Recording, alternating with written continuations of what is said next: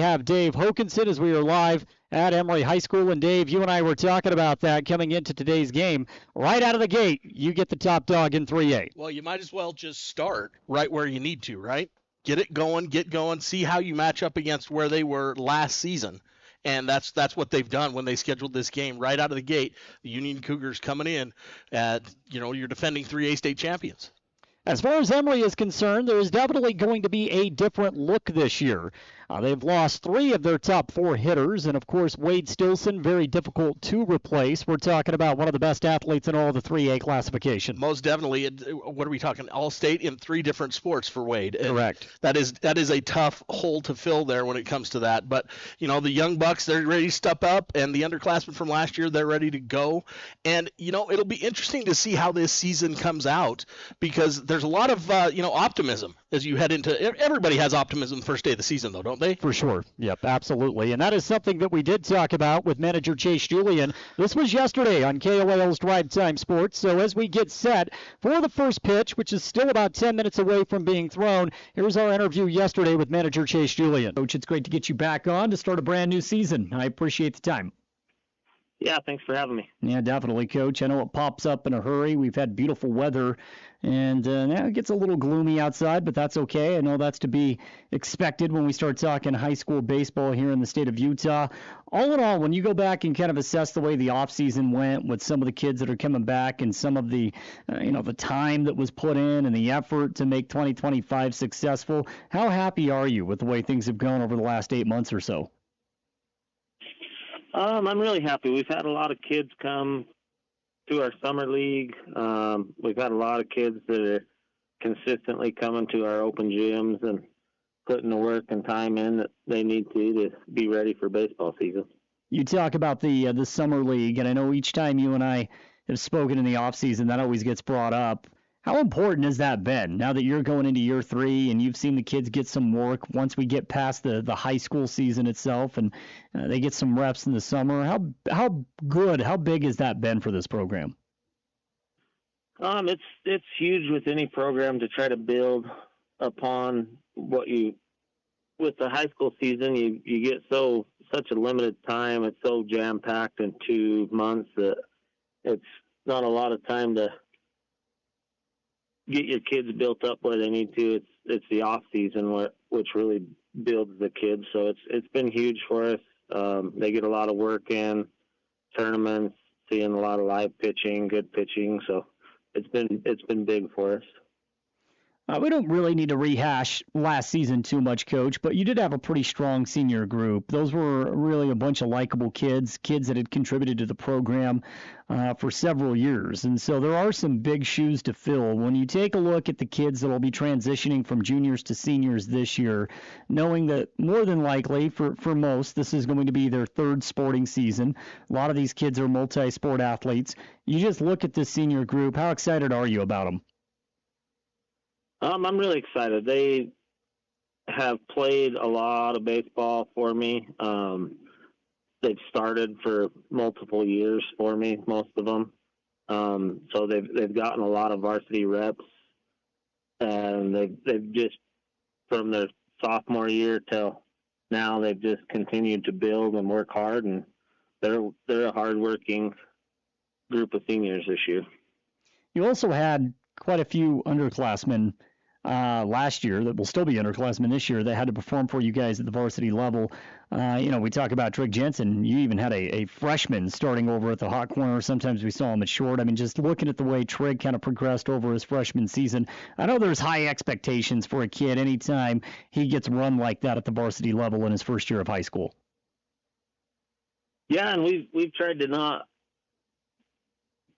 tried to ease him into there being pressure on him, just having him go out and play. But whenever you do have a successful year like he did, all eyes are on you to try to keep performing at the high level that you can. And I don't know, that kid, he's a great kid. He works really hard in all sports that he plays, but he works really hard with baseball, and he puts a lot of time and effort into it. And he's got a bright future with us, and I think that he puts in the work to see the results. So we're hoping that he builds off of last year and just keeps progressing forward. If we talk about both sides of the field here for a moment, Coach, let's start by talking about your guys' bats, and we'll talk about the offense. 1 through 5 last year, there's no doubt that you may have had the most potent lineup in the entire 3A classification. I think that's a lot of the reason why you guys had such a great run right at the state tournament, is that 1 through 5 could produce. Whenever that 6 through 9 would produce, you guys were very, very difficult to beat. However, there was some inconsistency, I think, on that back half of the lineup. And in talking with you a few weeks ago, you believe you're going to be consistent 1 through 9. Maybe not as heavy 1 through 5, right? But when you look at the lineup 1 through 9, you guys are going to be very consistent. Yeah, I think this year will be a lot of those kids. They've put a lot of work into it.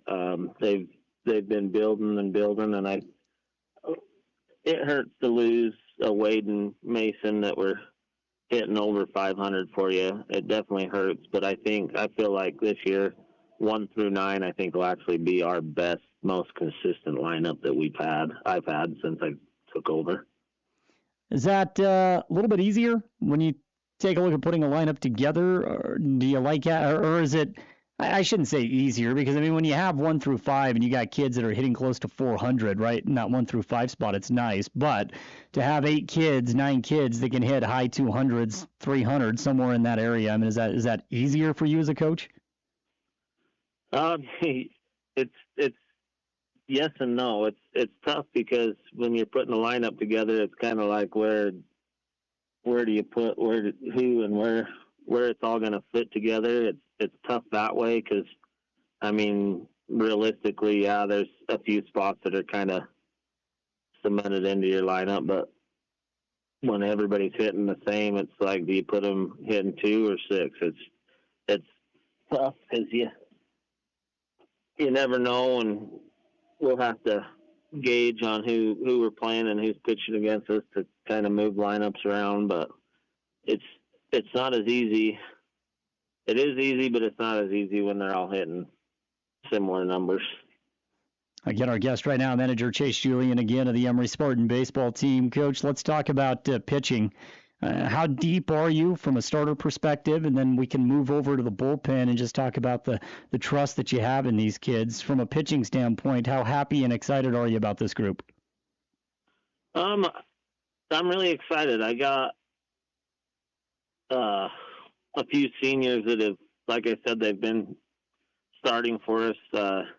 Trevin Gilbert, he pitched for us all year last year, and he is just Mr. Consistent for us. He throws a lot of strikes, and that's what you need in a starting pitcher. You got to limit walks, and he throws a lot of strikes, and he's really consistent for us. And then, I mean, pitching wise, we have, I think, more depth this year, getting a little more experience than we've had. So it'll be nice because we have some young kids. Garrett Conover, Trig Jensen last year pitched for us as the freshman level. We have some sophomores juniors this year that'll step up, I think, and give us a lot of good innings. And we have a couple seniors that'll give us a lot more innings, and they gave us Hayden Christiansen, Hayden Abrams gave us a lot of good innings pitching-wise last year. They're going to step up and give us a lot more innings this year. And so I think pitching-wise, I think we've got a little more depth than we've had in the past. But again, that was our interview, or part of it, with Emery High School baseball manager Chase Julian, going into year number 3 at the helm. He enters with a record of 29-28 overall, but the Spartans fresh off a deep run in the 3A state championship tournament just a season ago. We take a look at the starting lineup for our Emery Spartans, and getting the start on the mound today, it'll be Trevin Gilbert. We'll talk about Trevin's outing last year as he gave a brilliant effort against Union in the season opener. just a season ago. Behind the plate this year, it's going to be Bronx Olson. He wears number 20. At first base, we'll see number 18, Tice Larson. At second base, number 1, Hayden Christiansen. At third base, number 8, Hayden Abrams. And at shortstop, number 24, Trig Jensen. The outfield for the Spartans: in left field, number 22, Peyton Nilsson. In center field, we'll see number 7, Garrett Conover. And moving over into right field, number 12, Bo Stilson. Emery looking slick today, coming out in their all-white uniforms, white hats, white jerseys, white pants, and we are set to go. The first batter of the season, it's number 26, the center fielder, Cade Franson, for the Union Cougars. And Dave, I was talking about what type of performance we saw from Trev a year ago. He pitched 5 innings, gave up 1 hit, 1 walk, then 6, as he held the Union scoreless in the season opener as a junior last year. Emery went on to win that game 5-4. Yeah, we were talking about that today, the fact that they did, beat these guys last season as they put it up. So let's see what we got rolling here. And the first pitch of the season is right down the pipe. Strike 1 for Trevin Gilbert. Trev has put together an outstanding senior season. If you go back to football and the way things worked for him on the football field, taking the Spartans to their first state championship since 1999, and now trying to get the job done out on the baseball diamond as the team's ace. Big shoes to fill, and we'll talk about his impact offensively when the Spartans come to the plate.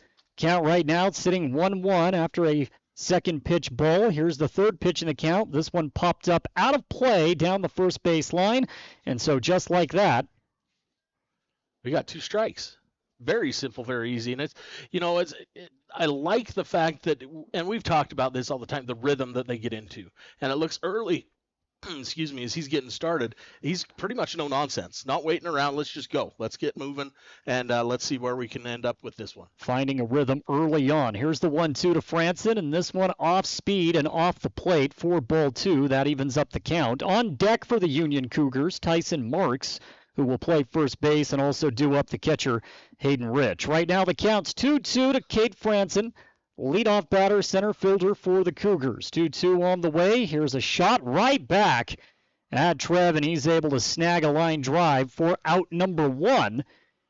And so not a bad way to get the brand new season off and rolling. No, that's a perfect way. Just a chopper right back to him. Didn't even hit the ground, catch it, get the out, and move on to the next batter. Like you said, Tyson Marks is coming up to the plate now for Union. He's the first baseman. This will give Trev a little bit of a different look as we get the lefty first baseman. First pitch in the count on its way, and he tries to test high out of the zone, doesn't get the call for ball 1. Just a little bit high. Just, if you bring that down just a little bit, and I think you got that one right there. And we look at the way that he pitched last year. I mean, he was solid for the Spartans really throughout the season. You're going to have to rely a little bit more on him as he tests a fastball down the middle. He's got strike 1, so now the count is even. But going back to the way he pitched last season, when we talk about Trevin Gilbert, 2-1 as a junior, had 10 appearances, pitched just over 35 innings, and he faced 151 batters. By far the most experienced pitcher for manager Chase Julian going into his third campaign. There were times last year where Trev looked absolutely fantastic, finished the season with a 3.7 ERA. Right now behind in the second count of the season, 2-1. And he works the outside corner to even the count 2-2 against Tyson Marks, the first baseman for the Cougars. Caught that one just on the outside there, Jordan. Looked like a really good pitch, and he thought about it for a second, and still weren't right there and caught that outside corner on him. 2-2 on the way, and this one is grounded. Looks like it'll be handled at third. The throw over just a bit out of reach, and so we have our first runner aboard as that ball was hit to Hayden Abrams at third. Tried to make the very difficult throw over to first base. Tice Larson had to reach and just stepped off of the bag. And one runner is aboard now for the Cougars. And that's a tough play to make, really. And when you're on that crossing pattern going from, headed towards second to try and make that throw on target to first. Yeah, it was just off just a little bit and pulled him off the bag. Hayden Rich, the catcher, now comes to the plate with one runner aboard here for the Cougars. One down already in the top of the first inning. Swings at the very first pitch and puts this one out into right field, and we have a base hit, and this could be trouble for Emery as Franson is coming around third base. The throw home, not in time, and the Cougars draw first blood off a double coming from the first baseman, Tyson Marks, and the Cougars are on the board. So it just kind of got out of his reach there for Bo Stilson there in right field. Sometimes, especially right now in the early spring, the ground is not very forgiving. Still a little cold. You get odd bounces out there in the field too. One of the things that we saw a lot from Bo last year was his play out in right field. Didn't have a ton of plate appearances, but he is very experienced out in right field. That one, as you alluded to, took a little bit of a bad bounce, got behind him, and that allowed Marks to score off. I'm not going to say what would have been a routine ground ball for Abrams on the throw over to first. You alluded to it. It was a tough play. One thing to be aware of, runners can be aggressive with Trev on the mound. In fact, last year, 4 stolen bases were counted against Trevin when he was on the mound, and right now, the Cougars do have one in scoring position. 1 down, fresh count. At the meat of the order. Sorry about that, George. Pitch on the way, and this one is low but in the zone for strike 1. Gavin Roberts watches strike 1 go by. Just saying, just taking a little bit of a lead there on second base. Only got 1 out, so anything goes here. 0-1 count. On the way, this one is low in the dirt, but an excellent job by Bronx Olson knocking it down, staying in front of it, so now the count is even. It's always one of those things when you're, especially as a pitcher, you want to have that confidence in your catcher that nothing's going to get away from him, and that was a great, example of it right there. Just kind of played the backstop. That's what they call him, is backstop, and he just got there and grabbed that one so it didn't get out of control. Hefty lead over at second, and now the count in favor of Trev as he once again hit the outside corner to grab strike 2. Count right now 2-1 setting up. On deck for Union, Bo Earl, the left fielder. A little bit of a conference going on there at the mound.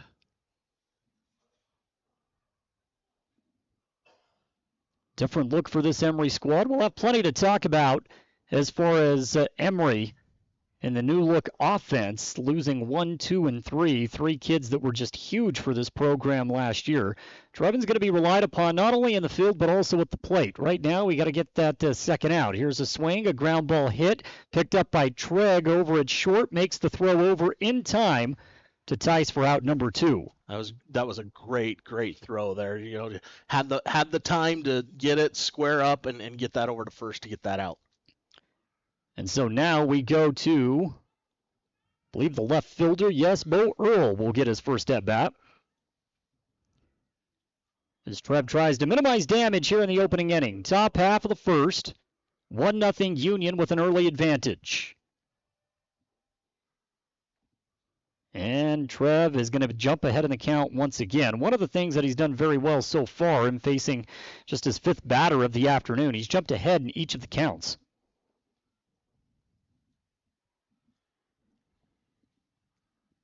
Again, 1 runner aboard. Pitch. Here's a hit once again to Trigg. This one goes between his legs, and that'll bring in a run.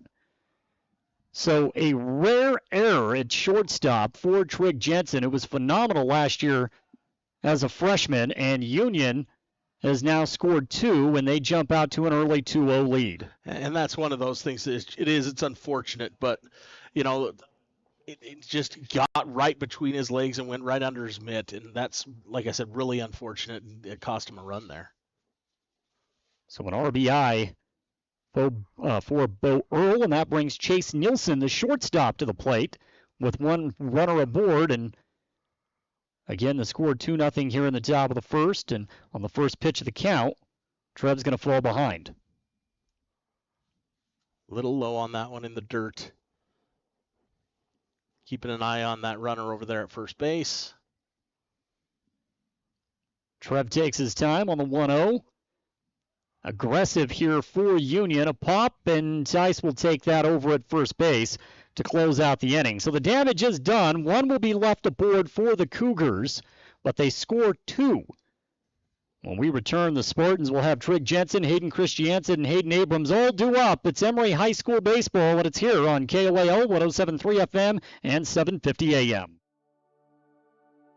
At A Perfect Smile, they specialize in transforming your smile with precision and care. From porcelain veneers and dental implants to orthodontics, crowns, and bridges, their expertise covers every aspect of general and cosmetic dentistry. Dr. Jackson and his team are here to address even the most challenging dental concerns, helping you achieve a smile you'll love. Ready for a smile makeover? Call A Perfect Smile today, 637-2100, to schedule an appointment.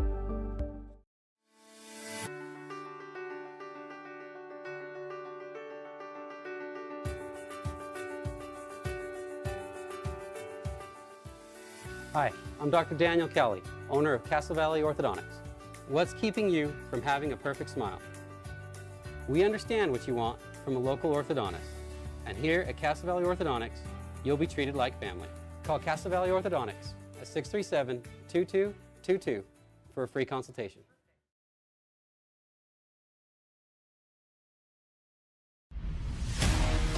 You're listening to Emery High School Baseball on KOAL 107.3 FM and 750 AM.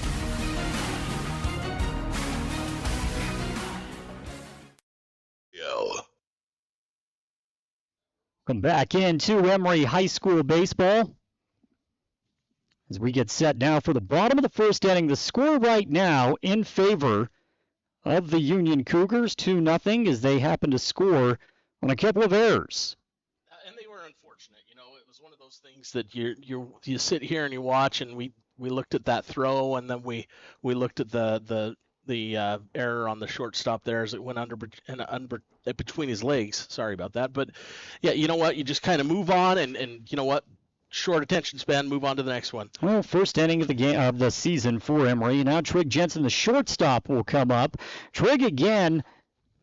A lot of pressure for a freshman last year. Hit .264, had 23 hits, 16 RBIs, had 9 extra bases. He also had 2 triples, and he came through in several big moments. He really did. Trig was probably one of those, surprises or a great addition last year as far as a freshman goes. It'll be interesting to see how his sophomore campaign turns out. Yeah, he got to hang out with Wade Stilson, either at shortstop or third base last year. Not a bad mentor, to say the least. He takes a swing at the very first pitch and misses for strike 1. Out on the mound for the Union Cougars, we get a look at Ryan Oakey, and Oakey went down in the zone for strike 1, and now he's going to work with some momentum. Here comes the second pitch. Trig, aggressive, fouls one off, but now finds himself in an 0-2 hole. You know, sometimes it's just you're better off just kind of taking a step back and seeing what you got. And, yeah, 2 quick strikes there on Trig. The 0-2. Oakey goes low and inside, and that's ball 1. So Trig now with an opportunity to fight back a bit. Again, on deck, Hayden Christiansen, Hayden Abrams. All the returners this year for Emery had big moments in their nice run in the state tournament. And there is strike 3, down and out for out number 1 as Oakey works fast, and Trig will sit down. So really quick out there. But, yeah, like you said, it's the first at-bat of the season, and you've got plenty of more of them coming, right? We've got plenty of baseball to play. Stepping up next, we have Hayden Christiansen. Hayden is a junior, going .280, had 23 hits, and he watches the first pitch and the count go by for ball 1. Losing a lot of speed is Emery due to graduation with Wade and Mason. Hayden may be their best bet to still swipe some bags if he can get aboard. He's also got a very good eye, but he was third best on the team in steals last year with 11. So, yeah, and very patient right there. Just showed that patience. He almost went for that one and pulled back and ended up going out. It was a little out of the zone. But, yeah, if we can get on base, we might see some sparks fly. 2-0 count. Hayden's going to watch strike 1 go by. That's a fastball for Oakey. Work the outside corner to get back in this count, sitting at 2-1. Hayden Abrams on deck, and if Hayden can reach, if one of the two Haydens can reach, we'll get to Trevin Gilbert. Very fast pitch for the fourth pitch in the count. That one goes outside for ball 3. So now a hitter's count here for Hayden Christiansen in his first at-bat of the season, playing second base for Emery in the season opener. The 3-1 on the way, and Hayden will take advantage of the hitter's count, but he pops this one up to the infield, and it's handled at second base by Jackson Christiansen for out number 2. And that's one of those things that it happens, and you want to just kind of straighten that out, get it on the ground, and turn that into a first base hit next time. A lot of people would say take on a 3-1, but 3-1 is absolutely the hitter's count, absolutely. And I'm a firm believer on playing aggressive. And so I don't blame Hayden one bit for going after that pitch. You work the count. You get maybe 1 or 2 balls per at-bat that you can actually put the bat on.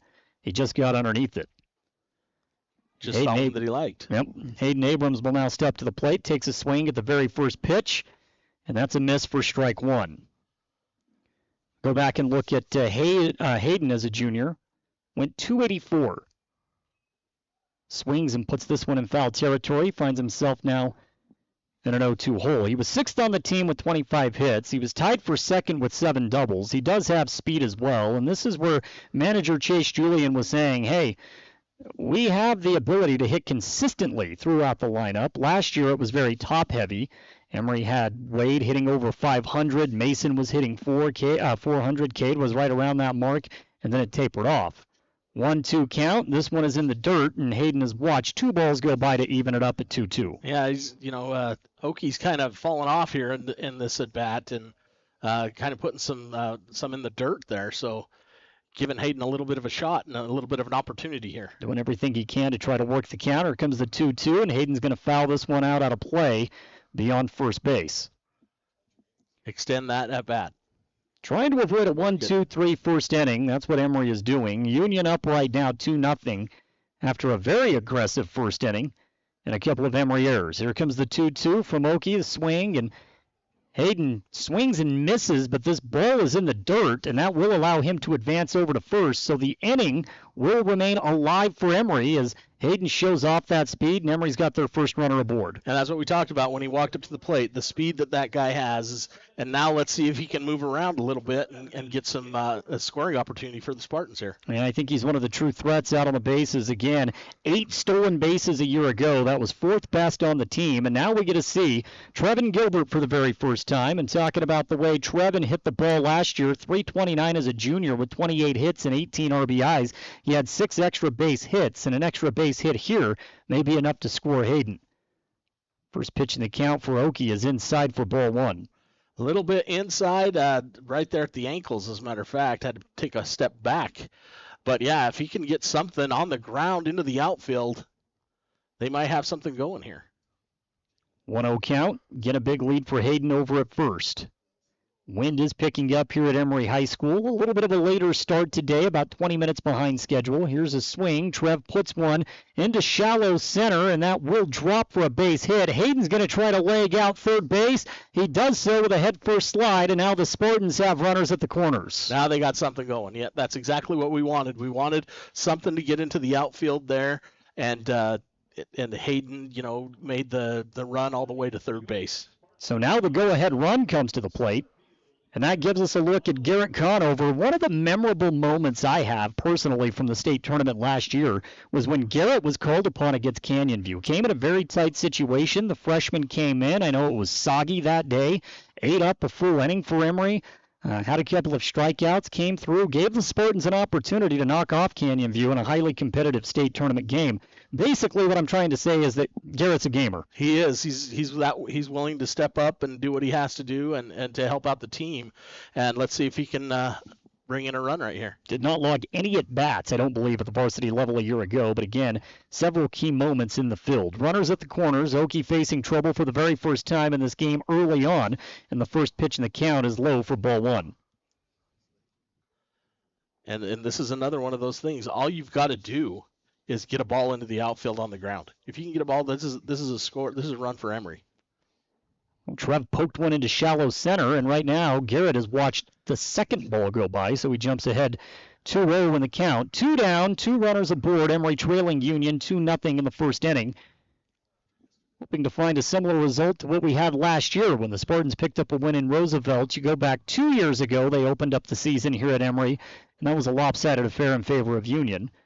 And now Conover has watched ball 1, 2, and 3 go by, and he finds himself with a 3-0 count and 2 down. And on deck is Bronx Olson, the catcher. And you don't want to say that he's struggling. He's going through a patch right here. Yeah, 3 straight balls when this inning looked like they were on the verge of going 1, 2, 3 in it. He goes fastball on the 3-0 count, and that one is right down Broadway for strike 1. And like we talked earlier, I don't have a problem with sitting on that one at all. Well, absolutely not. But 3-1 here for Garrett. I would expect him to be swinging if it's anything in the zone, similar to the way Hayden did. Just got up underneath that ball in the second at bat of the ball game. Leads at the corner here for Emery. Here comes the pitch, and this one is high and out of the zone, and Garrett Conover will walk on 5 pitches to load the bases, giving Emery a solid opportunity as Bronx Olson will step to the plate. Bronx last year played 1 varsity game, had 4 at-bats. Emery did have one of the top catching options in the classification, and so you wouldn't have expected Bronx to get a lot of time at the varsity level behind home plate, only logging 1 varsity start a season ago. And this is one of those, you know what, if you really – everybody wants to see some fireworks here, but we keep preaching it. All you've got to do is get one in the outfield. Tie the game with 2 runners in scoring position. Get going. Bases loaded in the bottom of the first inning. And Bronx swings at the very first pitch, and this one will pop up to Oki to end the inning, not quite out of the infield. So Emery threatens, but they leave 3 stranded. Take advantage of 1 error, no runs, 1 hit. We go to the top of the second inning. The score right now in favor of the Union Cougars, 2-0 when we return on 107.3 FM, 750 AM, also on our YouTube channel, Castle Country Radio Emery. Looking for financial solutions? At Cache Valley Bank, they're here to help.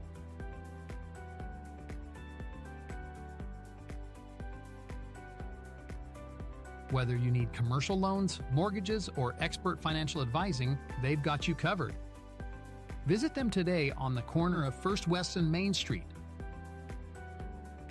Cache Valley Bank, your partner in financial success. Equal housing lender, member FDIC. Picture this. A sudden burst pipe, flames engulfing your kitchen. Disaster strikes when you least expect it. But fear not, because Restore Wizard of Price is here to save the day. Their team of restoration experts is ready to tackle any fire or flood emergency from start to finish. They're not just here to fix the damage, they're here to restore your peace of mind. Don't let disaster catch you off guard. Call Restore Wizard of Price, 637-9165. Restore Wizard, the magic of a fresh start. You're listening to Emery High School Baseball on KOAL 107.3 FM and 750 AM.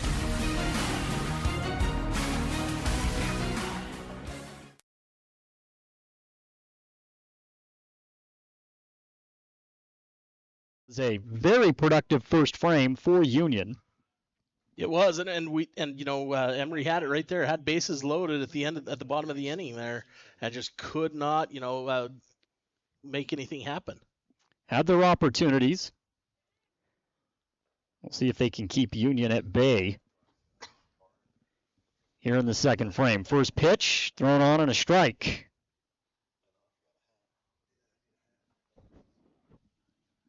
Digs in there and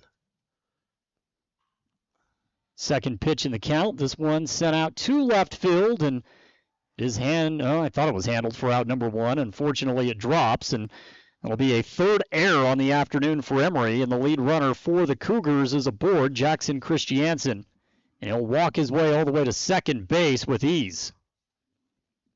Now batting for Union, number 3, Cooper Gardner. Once again, it's just one of those unfortunate things. It is early in the season. It's first game of the season. You got to get those things worked out now. But that was just unfortunate there what happened. Got Peyton Nielsen out in left field and Garrett Conover out in center. A little miscommunication, and that ball dropped safely. And now Cooper Gardner will step up, the right fielder for the Cougars. And Trev's first pitch is low and in the dirt for ball 1. So Trev coming out and getting ready to go again. Keeps watching that runner on second. Don't want him to get too far off. Already a runner in scoring position where Union has done some work. Here comes the second pitch in the count. This one is fouled off down the third base line for strike one. So 1-1. This is kind of one of those things where it could turn at anything right here. So you want to try and keep it in front of you, keep it correct, throw strikes, and, let's see if we can get an out here. It's a huge lead over at second base. Trev will take a long look, goes to the third pitch in the count, and this one is low, but at the knees for strike two. And I like how he did that. You talked about the huge lead that he had on second base. He didn't worry about that runner. He knew he was going to be okay and just came correct and threw a strike. Christiansen does have some speed for Union, and you can tell by the big, lengthy lead that he takes over at second. A 1-2 pitch now on the way, and this one is inside for ball two. Count is all even. One of the good things that Trev did in that first inning was he jumped ahead at nearly every at-bat. Errors have played a factor so far in this game. So we have Emery down for 3 so far in the first game of the season. Not a long spring season. We got 7 weeks of spring sports. That's about all we get after what seems like 5 months of winter sports. There's a pitch that's low and fouled off down the third base line to draw the count even. It remains even, rather, at 2-2. So those things, we're here today kicking off the season. Next thing you know, it's going to be May, and we're going to be, up at Utah Valley with state championships. Yeah, that's the way it works. Cooper Gardner again. The batter right now for the Union Cougars. Count is 2-2. Union's nearly gone all the way through their lineup. Coming up, it's Okie the ninth. And Trev will go low. And for the first time this season, Trev is faced with a full count. And it didn't appear that the Emery dugout appreciated that one. It was a little bit low from up here, but I don't know about angles as far as what we're looking at. They weren't too happy about the ball count on that one. Or the ball. Put this one in the zone now with a 3-2 count. Big lead for Christiansen at second. A swing, a miss, but I believe he just tipped it off. It went off of Bronx's face mask, and they will say it's a foul ball, so we'll do 3-2 all over again. You got out of it once, you thought, and now we go right back to it again. You always have to be careful, especially with a runner on scoring position that obviously looks like he wants to run. 3-2 count.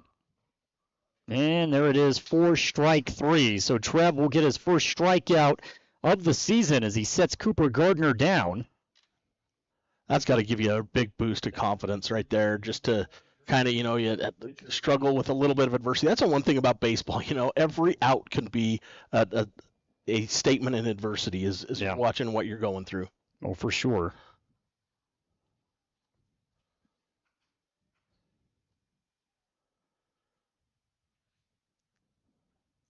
And immediately, Trev's going to start off with a strike, jumps ahead of another count. Right back to it. It's the way it should be. But yeah, that runner wants to go. He's almost, got a sizable lead there. Well, Christiansen again with some speed for the Cougars. Right now sitting at second. Reached via an error to get this inning going. By the time Trigg lets that ball go, Christiansen's halfway to third. That's how it's been on the last couple of pitches. Right now the count 1-1. Ground ball back to the pitcher, and that right there will work for out number 2 as Christiansen was caught trying to move over to third base. So 1 runner aboard, but no damage right now for Emery.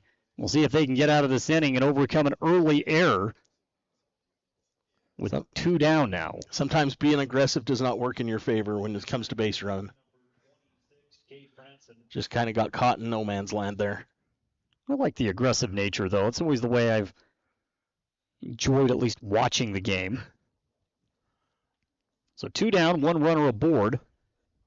Yeah, I would say from a spectator, being as aggressive as he can is great. It's entertaining, right? That's right. It keeps you involved.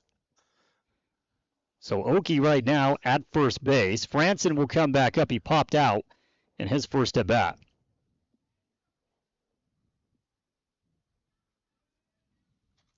Digs in. Marginal lead over at first. First pitch from Trev is off speed, but he finds the zone for strike one. This is one of those things, 2 outs, you're going on anything, so any lead when you're a base runner on first is a good lead. Tyson Marks is on deck. He's got a single and a run already to his name for Union. Here at the top of the second inning, pitch on the way, and this one is outside and out of the zone. Count is now even 1-1 for Trev and Gilbert. I talked about the way Trev pitched last season. Held opponents to a 270 average. Ended with the campaign with a 3.7 ERA. And again, going back to the way individuals were able to steal bags on him, he did give up 4 stolen bases. That was second highest on the team, only to Wade Stilson. Here's a pop-up. This one should be handled by Trigg. It's short. It is, and that is out number 3. So the leadoff man gets aboard via error. However, Emery able to hold them off the board. So we have no runs and no hits. The Spartans trailed 2-0 as we go to the bottom of the second inning here on 107.3 FM and 750 AM. Imagine this. You're cruising down the highway, windows down, music up, but suddenly your car sputters. Don't let car troubles break your stride. At Cars, Complete Auto Repair Service in Wellington, they're dedicated to keeping your vehicle running smoothly so you can keep enjoying those flawless drives. From regular maintenance like oil changes and wheel alignments to tune-ups and even new tires, Cars is here to help. Visit Cars today and drive away confident knowing your car is in its best shape ever. At Eastern Utah Community Credit Union, we have the solutions to your financial goals. From auto loans, RV, home and business, to savings, money market, and certificate accounts. With local people, local lending, and local decisions, you can depend on us.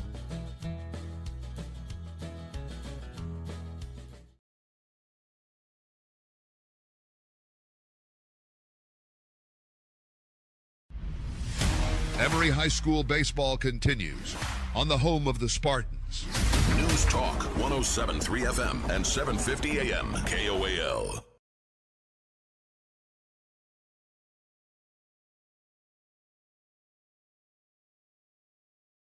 Master Machinist. At Komatsu, not only will your skills be rewarded with competitive wages, but you'll also enjoy benefits like a robust 401k plan. Grow with Komatsu. Go to komatsu.com or call Tanner at 636-6150. Welcome back into KOAL 107.3 FM and 750 AM. Emery trailing Union right now as we go to the bottom of the second inning. And Bronx Olson grabbed the last out for Emery, and so Bo Stilson will start things off here in the second. As you're heading into the inning, in the second, the bottom half of the second inning, you're only down 2-0. You got a lot to go through still today. They had something going at the end of the first. They really did in that first inning. So see if they can get back to that. Right now, we take a look at the count for Emery. I believe the count 2-2 for Bo Stilson. First pitch that last pitch just went right past him there. Okie went high. Now they're going to check to see if he broke. He did not. So great plate discipline by Bo Stilson. Again, we didn't see a lot of Bo at the plate last year. He did get plenty of time out in right field. Only logged 14 at-bats during his sophomore campaign. Hit .286 last year, so very capable here in the back half of the order. And he watches strike 3 go by. So Okie has gotten off to a great start. That's his third strikeout of the afternoon. Now batting for your Emery Spartans, number 18. And the Spartans already one down, and Tice Larson will step to the plate. He did get some at-bats last year in his sophomore campaign. He hit .320, had 29 plate appearances, 8 hits, 7 RBIs. So again, this is what manager Chase Julian was talking about in the pregame. There's capability in the back half of this lineup, and he fouls off the first pitch for strike 1. And there is, and that's the great thing, as you had alluded to in talking to the coach. He says, there's offense throughout the whole lineup. You don't have it just at the top half or the middle, or it's throughout the whole thing. So you never know who can step up because they're all capable of doing it. Emery has yet to go through the lineup. Peyton Nielsen is on deck, and Tice will watch ball 1 go by, so the count is now even. Okie still on the mound, has done some great work for Coach Labrum here in the opening start of the season. And right now he finds himself behind in the count 2-1 as he goes low and out of the zone. A little bit low on that one, but he's got him really where he's been, and that's here comes the next pitch. 2-1, and this one is right in the zone. However, it looks like he may have missed just off of the outside, and so now it's a 3-1 count. Hitters count once again. I was going to say, is this you sit on this one? No, you swing on 3-1. Firm believer of it. There you go. Tice takes a swing, comes up short. Strike 2, now the count is full. Now, I'm a firm believer as a batter. You do everything you can to get into a hitter's count. 3-1's definitely a hitter's count. Always take on 3-0, but if your pitch is there on 3-1, you're swinging. You have the green light. And obviously, Coach Julian has the belief in his team. He trusts them in the plate. He's going to allow them to be aggressive. Tice swings and puts one in foul territory again, so we'll go full count 3-2. One down, nobody on. Bottom of the second inning, Emery trailing 2-0. Here's the 3-2, and Tice will send one down the first baseline. So he fouls off yet another.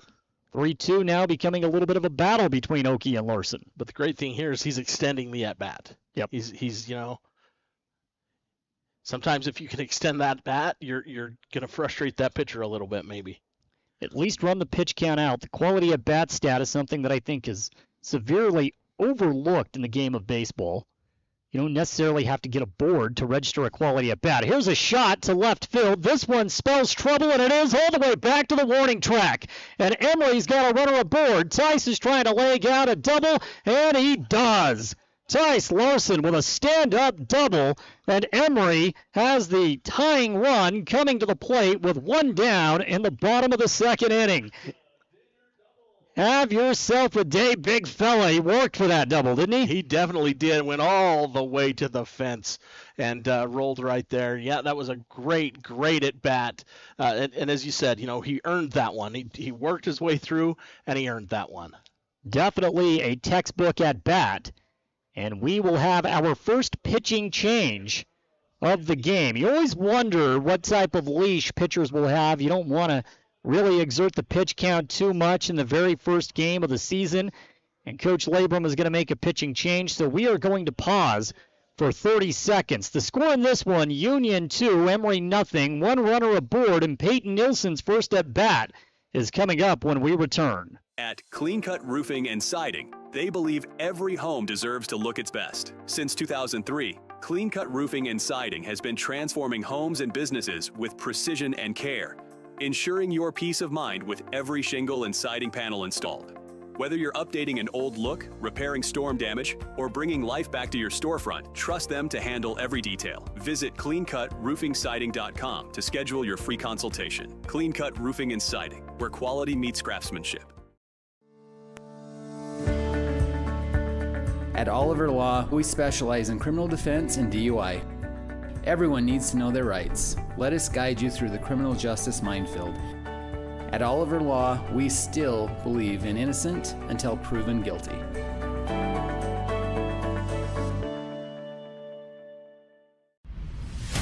Emery High School baseball continues on the home of the Spartans. News Talk 107.3 FM and 750 AM KOAL.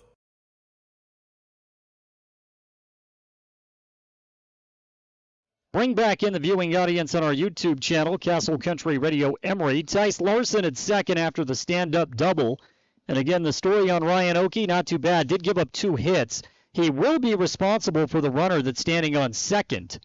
But he also had 3 strikeouts. He did keep Emery guessing. I think that's a solid outing for Oki.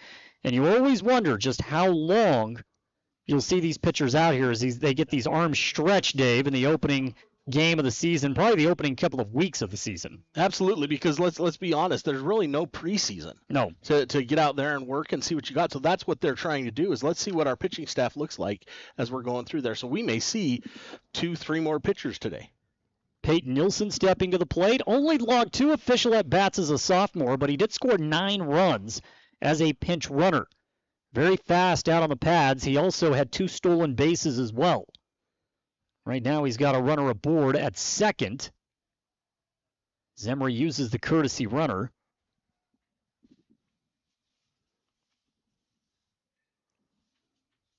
All right, here we go. Let's see. So the first pitch for the new pitcher, Tyson Marks, and this one is inside for ball one. So and here we go with Marks is just trying to work into this game right now. He's been over at first base, but now he's going to try and work into his pitching rotation and see what he's got. I believe the courtesy runner for Emery is Breck Griffin. Is that Breck over at third? Or second, I mean. I believe it's Breck that is coming as the courtesy runner for Tice. Can't got a good look at it. As much as we love the sun, sometimes it works against you. Yeah. So one runner standing right now on second. Already a meeting at the mound as Marks will discuss this at-bat with Hayden Rich, the catcher. Peyton Nielsen again at the plate. Right now, count in his favor, 1-0. One down. Emery will go to the top of the lineup. Trig Jensen is on deck. So another opportunity as Emery did leave bases loaded in the bottom of the first inning. The 1-0 from Marks. This one is outside, but just enough of the plate to even the count at 1-1. So that's got to kind of take a little bit of pressure off now, Marks. You've got that first strike there, and you can kind of take that pressure off and see if we can ease into this a little bit. Nice lead at second. The 1-1 coming from Marks. Works with a little bit more patience on the mound than Oki did.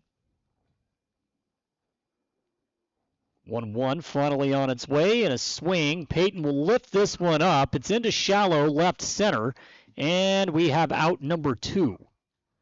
So Peyton did get the bat on the ball, but unable to advance the runner, and so now with 2 down, 1 runner aboard, we go to the top of the lineup. Yeah, Franson comes just right there and almost shallow left from center to make that catch and get the out on that one. Cade Franson's got speed. He's an all-around athlete. There's no question. For the Union Cougars. And now we go back to Trig Jensen. He struck out in his first at-bat. That was back in the top of the first inning, obviously. Breck will get off to a big lead over at second. First pitch from Marks, and Trig swings away, puts one down the first base line in foul territory for strike 1. And you want to try, if you're Emery, I mean, you always want to, but you want to try and get something out of this, this inning. You left the bases loaded at the end of the last inning. You've got a guy in scoring position right now. You want to try and move him around and at least get that 1 run on the board if you can. Third runner in scoring position for Emery in just 2 innings. And here's a pitch off the outside. Marks misses. Counts now even at 1-1. So that's the great thing. You can put him on the base, but it's all about bringing him home. You've got to get him across that plate. And as you said, 3 runners in scoring position so far in 2 innings. That's a great stat. Yeah, you take it. And now off the outside, well in the dirt, Trig will watch for ball 2. So now the count 2-1. Again, Breck Griffin stands at second as the courtesy runner. Tice Larson laced a double out to deep left field, all the way back to the warning track. It bounced off of the fence, and that put a runner in scoring position. 2-1 on the way, and Trig will watch, and once again, the count is 3-1. Emery has had hitters' counts really throughout the afternoon as the 10th at bat. So far, only 1 walk. That was Garrett Conover, which loaded up the bases, set the stage for Bronx Olson, who popped out in the first inning. The 3-1, Trig fouls this one back. Tough to see if it's going to stay in play, and I believe it goes out of play. It does. And now we have another full count, 3-2. So now you just got to straighten that one out and get it within play and bring that guy around, bring him home. Let's get a run out of this. On deck for Emery is Hayden Christiansen. Hayden's got the speed. He did pop out in his first at-bat. But again, the Spartans threatening, despite the fact that it's been somewhat of a slow game offensively for them. They have found ways to put runners in scoring position. 3-2 now coming from Marks. Again, a very patient pitcher on the mound. Full count, out of the zone. Trig will watch for ball 4, and the Spartans have 2 runners aboard. That is exactly what you want to do. Let's get them on there. You're in a great position right now. Got 2 on. 2 outs. Get up there and let's see if we can bring some runs home. Second walk of the afternoon for Emery. And now Hayden Christiansen comes to the plate. Again, another golden opportunity for Emery to log a run and get back into this game. A swing at the very first pitch. Hayden puts this one down the first base line. I believe it's out of play. It is. Diving opportunity down the line. But it lands foul, and now it's an 0-1 count for Hayden Christiansen, who shows off that aggression and goes for the very first pitch in the at-bat. That was going to be an awkward out, the way he was twisted on that one. So just kind of fell and went foul. It's Brennan Meekum, who's the new first baseman for Union, taking over for Marks, who made the move over to pitcher. 0-1 count now for Christiansen. Again, runners at first and second. Emery down by 2 runs. Pitch is high and out of the zone. Hayden, short in stature, makes it a little bit more difficult for the pitcher to find the zone. And once he is on board, he can be a handful. He's come through in some big situations as well on the pitcher's mound last year for Emery. Really did eat up a lot of innings. 1-1 count from Marks. Hayden swings, and this one is in the catcher's glove for strike 2. Couldn't tell if he got a piece of it or not. So now the count's sitting at 1-2. It almost looked from here like he swung, but then thought twice about it it was kind of a slow swing. So yeah, it was kind of hard to see what happened there. He's got the pencil bat up against his shoulder, and we are set to go. Emery down to their final strike yet again here on the bottom of the second inning. Marks delivers. Hayden watches. It goes outside, and the count is now even at 2-2. On deck, Hayden Abrams, who struck out in his first at-bat but did reach as the ball went down in the dirt, and he was able to beat the throw down to first. That's how Emery got their first runner in what was nearly a 1-2-3 first inning for the Cougars. 2-2 pitch on the way, and Hayden watches this one go by for strike 3. He knew it, was hoping he'd get the call. He did not. And so for the second inning, Emery will leave a runner in scoring position. That's 3-2, and the Union Cougars will take a 2-0 lead into the top of the third inning when we return on 107.3 FM and 750 AM. Discover peace of mind with Don's Hometown Insurance, now even closer to home at their new location, 58 West Main Street in Price. Connect directly with friendly agents ready to tailor a package just for you. Imagine bundling your home, auto, and life insurance, simplifying your life while maximizing your savings. Experience personalized service designed to protect what matters most to you. Visit Don's Hometown Insurance today and feel the difference. Hey there, food lovers. It's Bill Hicks from Farlano's Cafe, your new favorite spot for breakfast, lunch, and dinner. Whether you're craving a hearty omelet, a fresh salad, our golden curly fries, or our mouth-watering pastas, we've got you covered. And we're open 7 days a week. So come on down to Farlano's Cafe, where every meal is a celebration. Remember, it's where the locals eat. Visit us at Farlano's, where great food and great company come together. See you soon. Emery High School baseball continues on the home of the Spartans. News Talk 107.3 FM and 750 AM KOAL. AM KOAL. We go now into the top of the third inning. Emery right now trailing the Union Cougars 2-0. I was talking with manager Chase Julian earlier today, and he told me, I don't think we're going to throw Trigg many innings, and so we know the story is now written on Trevin, Not going to throw Trev many innings. Trev goes 2 innings, and now we have a new pitcher out on the mound, and it looks like Hayden Christiansen will be the new pitcher for Emery. And we just talked about Hayden getting some good innings last season for the Spartans. So let's see what he can do here. And it's no different for them than it is for Union. You know, the first game of the season, let's see what we have for a pitching staff, and let's work through these guys. And, I mean, you know what you have for the most part, but let's see what works and what combinations work and what combinations may not work. It was not a terrible outing for Trev. The field did commit 3 errors, which enabled the Cougars to grab a couple of runs. And as we get started here in the third inning, Tyson Marks, who's played first base and is now the current pitcher for the Cougars, will get his first at bat. He's 1 for 1 with a single. Did score a run in the top of the first inning. Hayden's first pitch is low out of the zone for ball 1. Marks got that left-handed bat there. It's always a different kind of a dynamic when you do that, but You got the lefty swinging and missing for strike one. Talked about the quality moments for Hayden out on the mound last season. He was reliable out of the bullpen. He tossed 14 innings, only allowed 9 hits. Did give up 6 runs, but his strikeout rate was outstanding. He spanned 21 batters last season.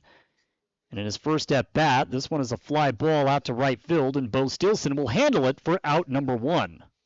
It always makes it easier when you know you've got the defense behind you to take care of things. Kind of, I would assume it would make the pitcher gives them a little bit of a time to loosen up a little bit, knowing that you've got those other 8 guys or 7 guys, I guess, behind you to help you out. Hayden Rich will step to the plate. Did have a double. He also had an RBI in his first at bat.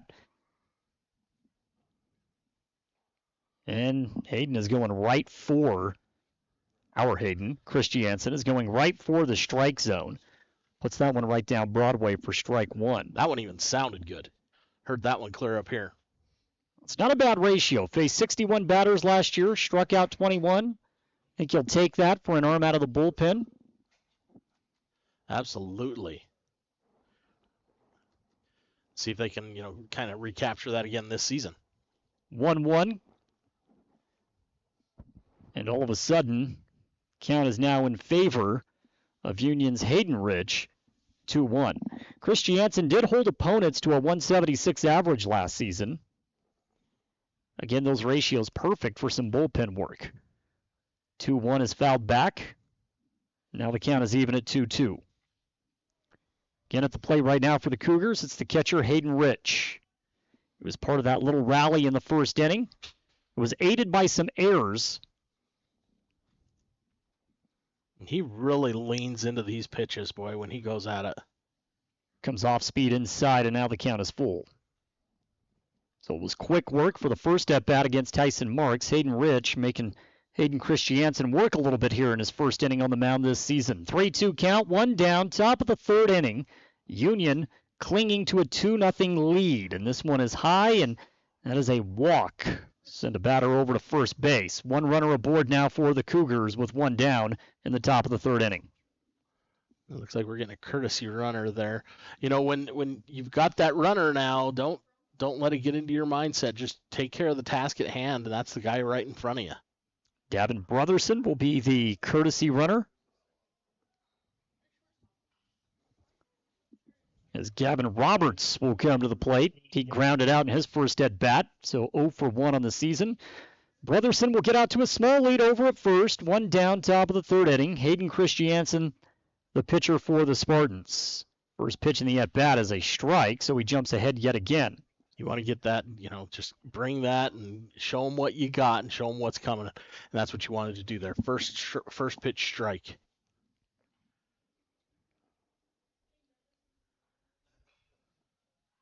There's a shot over to second, and it's handled. Do we get a double play? Yes, we do to end the inning.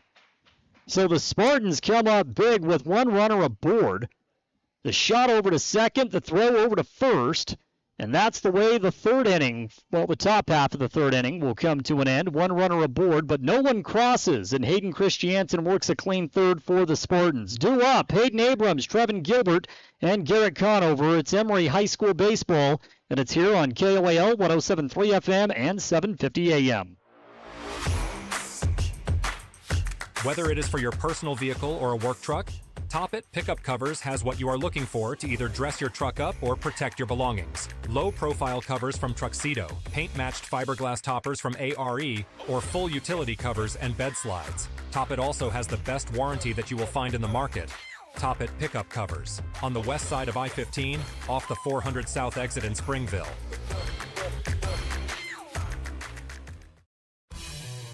Discover the difference experience makes at Mr. Automotive in Huntington. With over 30 years dedicated to matching the perfect vehicle with the right person in Castle Country, we know a thing or two about cars, and about saving you money.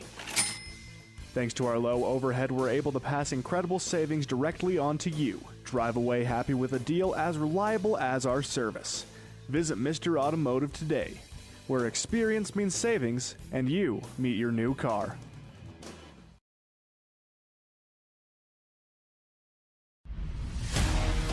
You're listening to Emery High School Baseball on KOAL 107.3 FM and 750 AM.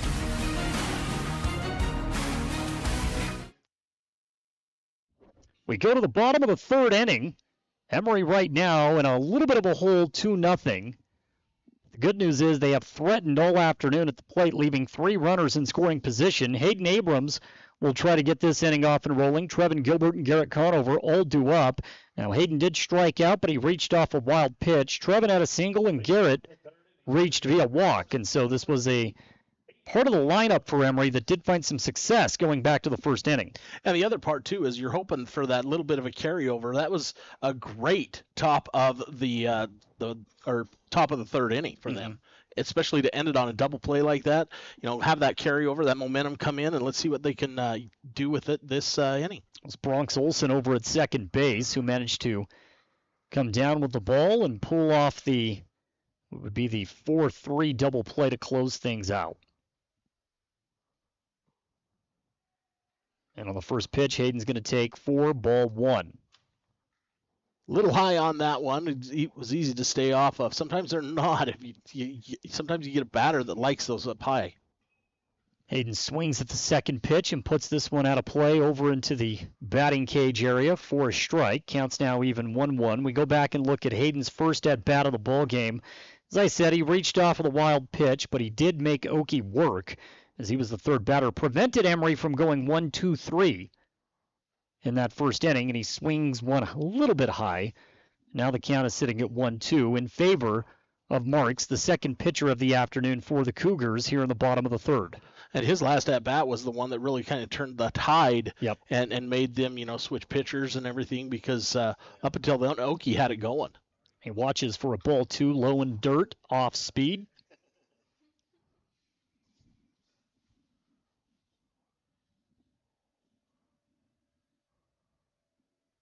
2-2 pitch.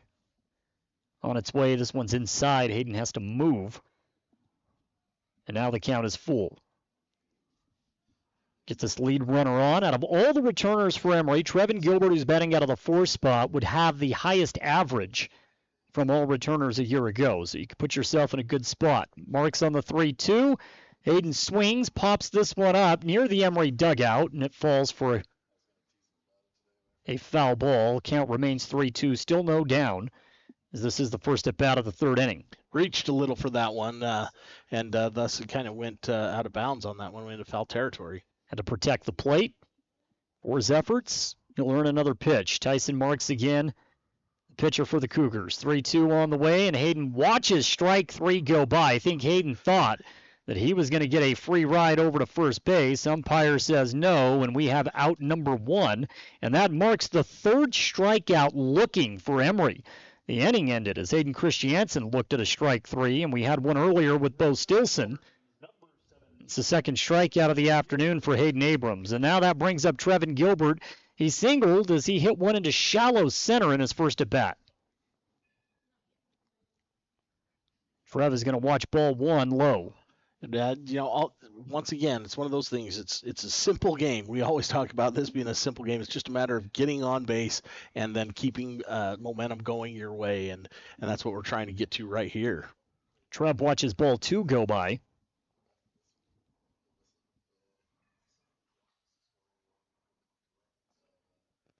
Digging in, getting ready. Certainly working towards a hitter's count. Swings on the 2-0. This one is a weak ground ball over to third. Tough play to make, and the throw is wild, and that will allow Trev to run around first and over to second. That's a very tough play to make. Gavin Roberts came up with it, tried to make the throw, and it was just a tad bit out of reach, and because of that, Trev has his first. We could go ahead and call it an extra base hit. It's definitely a single, no doubt. Yeah, and it was one of those things, you're charging you got to pick up the ball and make that throw on the money right there. Just went a little bit past the first baseman, and now we got a runner on second. Tough play, though. Tough play. That's a tough play to make. I think you'd have beat it out to begin with, but then the wild throw allows Trev to advance all the way to second, and that brings up Garrett Conover. Conover walked in his first at-bat, and he swings at the very first pitch, and he finds himself down 0-1 in the count. Sometimes it's just hard to lay off something, and you can't blame him. You can't. Bronx is on deck here for the Spartans. He popped out in his first at-bat. Garrett looking to register his first at-bat of the season.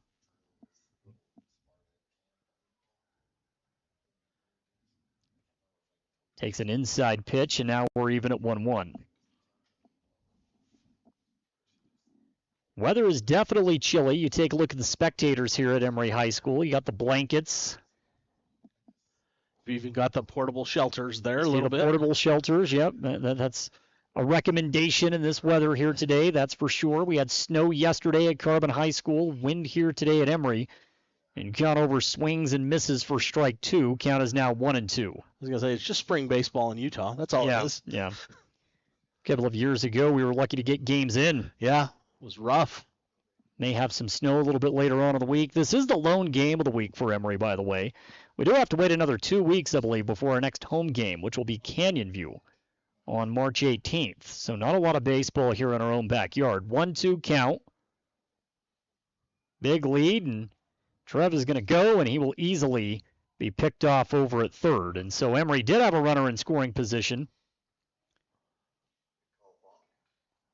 I'm waiting to see if they actually called a balk on this one. I believe they did. Looks that way. And so Trev will actually take third. Because it was strange. Trev took off, and then he kind of hesitated. Yeah. And he was halfway there, and then... And right now, Marks is getting an explanation from the umpire, but what matters is for the second time in this game, Emery's got a runner aboard on third.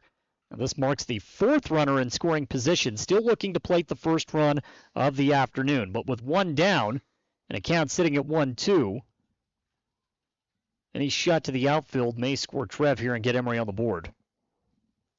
That's all you really need, just to put it between that first and second base. There's a big enough gap there.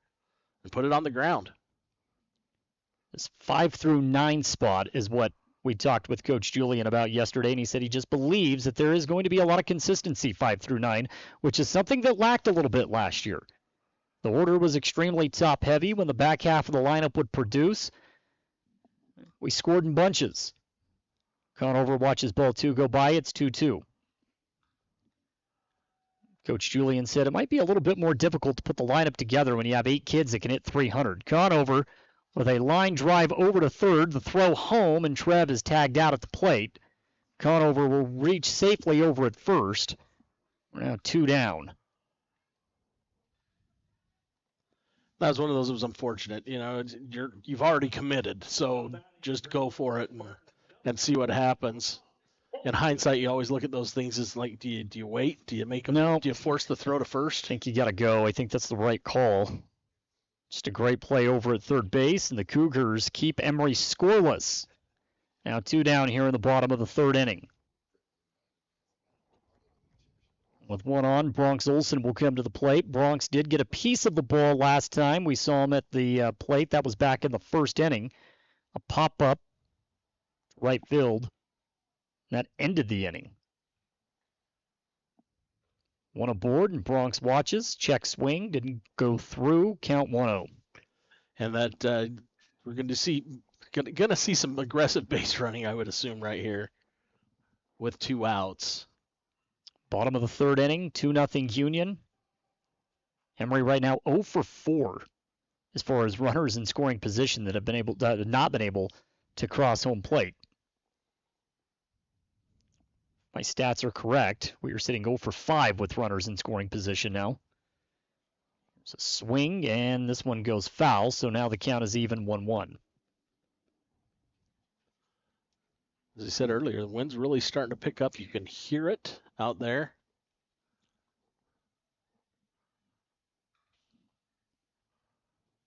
Looking for the signal there. Bronx will step back into the box. Bo Stilson on deck. Bo struck out in his first at-bat. Hoping to get an opportunity here. This one is high and out of the zone as Bronx goes down a little bit. Now the count's sitting at 2-1. Now this is a good position to be in right here if you're the batter. If you're Bronx, you just kind of wait and see what is going to come to you now. It's great. You've got the runner on first, and just get something into the outfield. Bronx watches, and now we're looking at another 3-1 count. The stat of quality at bats will definitely be in Emery's favor. We've seen a number of 3-1 counts, and quite the opposite of what we've seen from Union. Emery has done a great job of making the pitcher work from behind, be it Marks or Oki, and now a 3-1 count. Bronx should have the green light. Let's see. The 3-1 comes, and he watches inside. He takes ball 4, and now we have 2 runners aboard. And that's what you want. Just stick it out, see where it gets you, and that's exactly what we needed. We got another base runner there. That brings Bo Stilson to the plate. As we talked about, Bo is a sophomore. Plenty of time out in the outfield, but not a lot of experience in the box at the varsity level. But in those minimal at-bats, just 14, he did go 286 and had 4 hits. He had 1 RBI. And now with a runner in scoring position again for Emery, he has a chance to log his first RBI of the 2025 season. He swings at the very first pitch, and this one is a ground ball handled at second, gobbled up, and the throw by Jackson Christiansen is in time for first. So for the 5th time in this game, Emery will have runners in scoring position, and they produce 0 runs. We go to the top of the 4th inning. The score in this one, Union 2, Emery nothing. You're on KOAL 107.3 FM and 750 AM. Imagine a smooth, hassle-free journey to the front door of your new home with the Driggs Mortgage Team guiding you every step of the way. Hi, this is Greg Driggs. Our seasoned experts understand the ins and outs of home financing and refinancing. Come visit us at our new permanent address, 8 East Main in Price, where we plan to be a staple for years to come. Start your journey today. Call 801-427-3577. The Driggs Mortgage Team, NMLS number 272076, Equal Housing Opportunity. Driggs Mortgage Team is a DBA of Premier Mortgage Resources, LLC, NMLS 1169. Discover the strength and beauty of Flawless Sheeting's metal siding and roofing solutions. Designed to endure and crafted to conserve energy, the products offered by Flawless Sheeting ensure your home not only looks good, but feels good too. Plus, they come with a 40-year warranty. Enjoy superior durability and enhanced comfort year-round with new roofing from Flawless Sheeting. Ready to upgrade? Call Flawless Sheeting at 636-7300 and elevate the way you live. You're listening to Emery High School Baseball on KOAL 107.3 FM and 750 AM.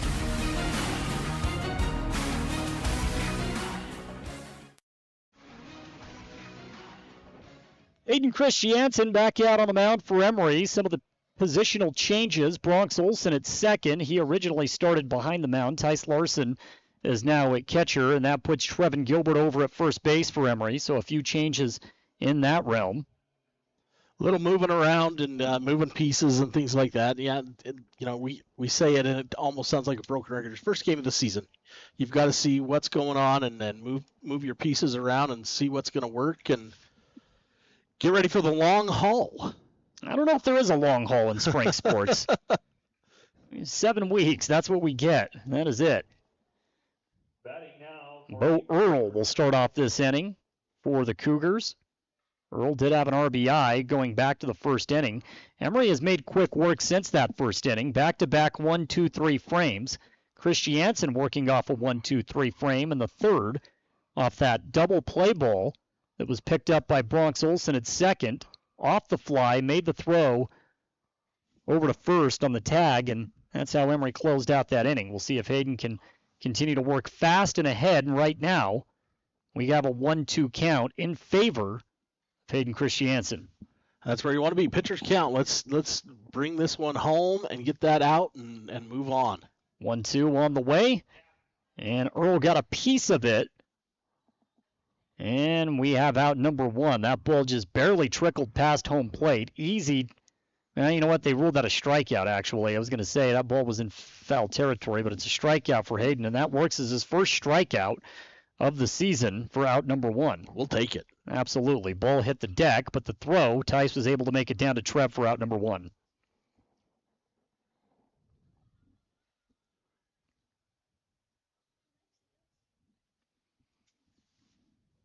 Stepping up now is Chase Nielsen for the Cougars. Plays shortstop. He popped out in his first at-bat. Again, going back to the first inning. Was the final out of the first inning, so you see how Emery has worked efficiently in the field since that point. Only his second at-bat as we hit the 4th frame, and right now he finds himself with a 2-0 lead in the count from Christiansen. And I like how Christiansen's approaching this. He's doing he's being very deliberate with what he's doing. Gets right back to work. First strike in the count, now 2-1.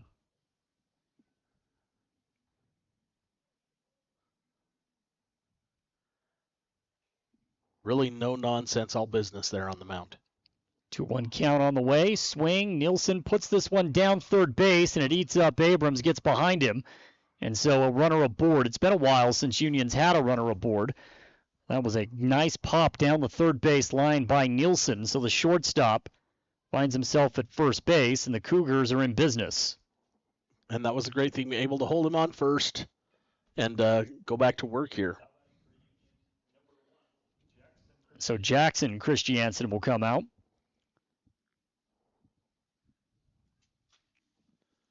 He digs in there.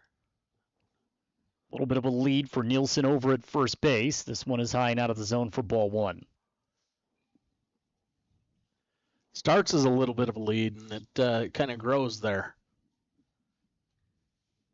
Haven't really had an opportunity to see Union's base running strategy today. Based off of that first inning, we had some errors. Other than that, haven't really had anyone aboard, and clean frames in the second and third. Haven't really had the chance to move anybody around. Right now, the count 2-0. Hayden throws this one out of the zone, and he finds himself in a 3-0 hole.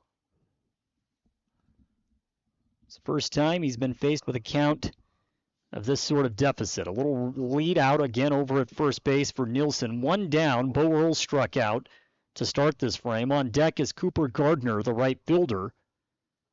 And on a 4-pitch walk, Union has runners at first and second. And that's, the runner on first was dancing back and forth, and I don't know if that got into his head or what that did, but 4 straight balls there to run the batter onto, get the Cougars runners on first and second now. That brings up Cooper Gardner, again the right fielder, who struck out back in the second inning. A runner in scoring position for Union. Double play ball would end the inning. And Hayden works right down the middle of the zone for strike one. Fell behind 3-0 in the last at bat. He's not going to play around with that possibility this go around. And Tice will move out, have a quick word with Hayden. He'll go back to work on the mound. Just kind of recenter him. Let's worry about this guy right here. Hayden did have a double play ball to get him out of an inning last go around. See if he can do it again. The stats that everyone always seems to look at is strikeouts. It's not the way the game necessarily needs to be played. Trust your defense, and Hayden that time says, well, I want to strike out right now. He goes right back into the zone, a swing and a whiff from Gardner, and the count is now 0-2. Fastball's been there for Hayden, that's for sure. Yeah, he's going to get this done. He wants to get it done himself, it seems. But, yeah, like you said, it's always great to know that they've got your back. And there's a swing, and the ball is poked foul by Gardner. So we'll do 0-2 all over again. One down here in the top of the fourth inning. Union 2, Emery nothing. Has not been from a lack of opportunity for the Spartans. Union has done a great job of taking care of the opportunities that they were provided due to Emery errors in the first frame. So I'd say it's a good sign for Emery going toe-to-toe with the defending 3A state champs. They have matched him up to this point, just a couple of untimely mistakes. Hayden takes a step off of the mound. He's going to check the runner, which is Nielsen, back to second. He got off to a hefty lead, and now the runners will reset. Count still 0-2 for Cooper Gardner, the right fielder. And should have had a strike 3, but the umpire blew it dead, and a balk is called, which will send runners now to second and third. Just did not like that extra motion.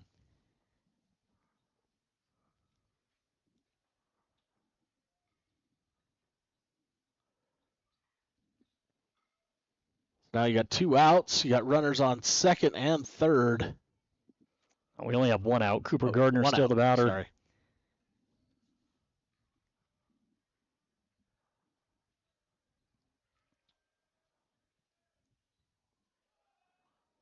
That ball goes outside. Count is 1-2. It is in favor of Christiansen.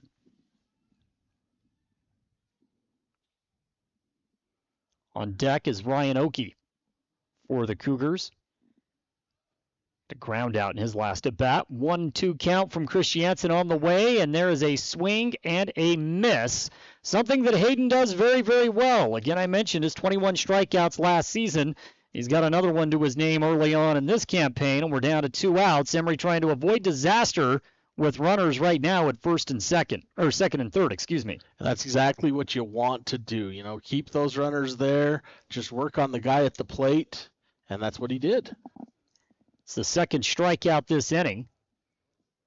Now Oakey comes to the plate. Cade Franson, the leadoff man, is on deck for the Cougars.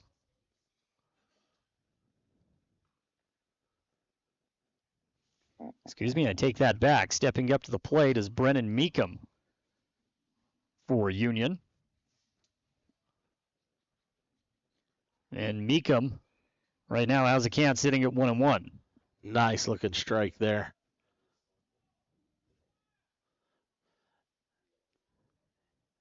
Need a couple more of them, and you can get out of this jam that he's in right now. Well, he's got 2 strikeouts already this inning. This one is a ground ball hit right up the center, and that may score 2 runs.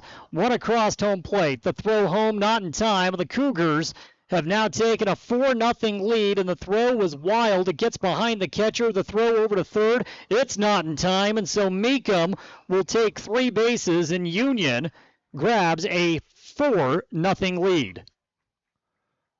Little triple there is all it took. Clears the bases, gets him around to third.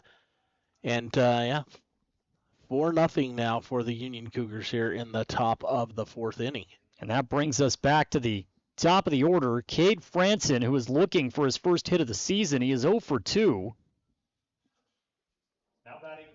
In the top of the 4th inning, as the Cougars have extended their advantage. 1 runner aboard. Will be a hefty leadoff for Meekum over at third. Christiansen will go to work against the righty Franson, and he goes inside for ball 1. Little high on that one.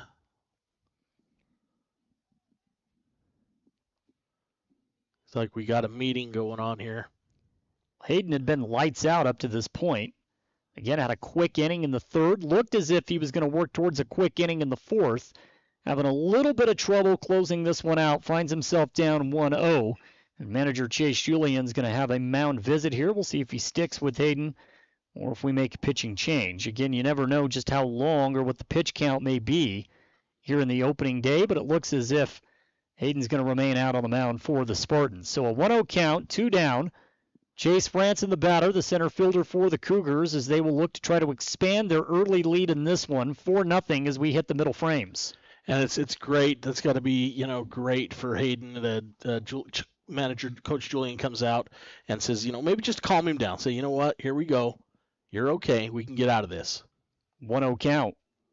This one is inside, but it hits the corner for strike 1. That gets exactly what he wants. He delivered exactly what he needed to do. 1-1 count. 2 down, 1 runner aboard. Christiansen. The 1-1 works the zone again, and now it's a 1-2 count. So the mound visit seemed to be exactly what was needed for Hayden. We'll see if he can close this out. A strike here will give him 3 strikeouts in the frame.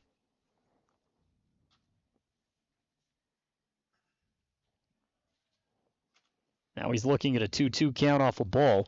Again, 61 batters last year, 21 strikeouts. Great ratio for someone coming out of the pen. Now, this season, I think you're going to have to rely on him a little bit more from a starting spot, which Coach Julian says he loves what he's got. And this time he tries to work it inside, and he pegs Franson.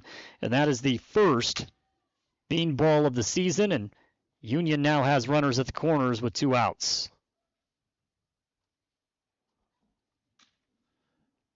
Get ready, and it's one of those things that's unfortunate. It happens, and you've got to put that out of your mind if you're Hayden right now. You need to get 1 more out to get yourself out of this inning. Now batting for Union, number 18. Tyson Marks is 1 for 2. He did pop out last inning, pop out to right center. On deck is Hayden Rich, the catcher. He'll take his practice swings in the on-deck circle with his catcher's gear on with 2 down. Christiansen trying to close out the 4th inning. Pitch is on the way. It's a swing, and this one is in foul territory for strike 1. It was one of those pitches that is just too good to lay off of. Hayden's been trying to pound the zone early on in the counts, and that's what's allowed him to jump ahead in nearly every batter that he has faced so far. 0-1 on the way. This one is low. Larson comes up with it, tries to make the throw over to third. It bounces in the dirt, but Abrams was able to run it down before Union had an opportunity to advance. So a dangerous play. Count now sitting at 1-1. Still 2 down, 4-0 Union. And again, the lefty Tyson Marks up at the plate. Abrams was definitely able to save a run there on that one. Quick thinking on that one. Tice trying to play aggressive for that 3rd out. Hayden goes high and out of the zone for ball 2. It's a 2-1 count. Maybe Hayden's being a little too aggressive here on these last couple of pitches. It's got high and a little bit out of the zone for both balls. This time he works the zone. It's a strike and a stolen base. It's going to be a free base for Union. So now runners at 2nd and 3rd. The count is 2-2.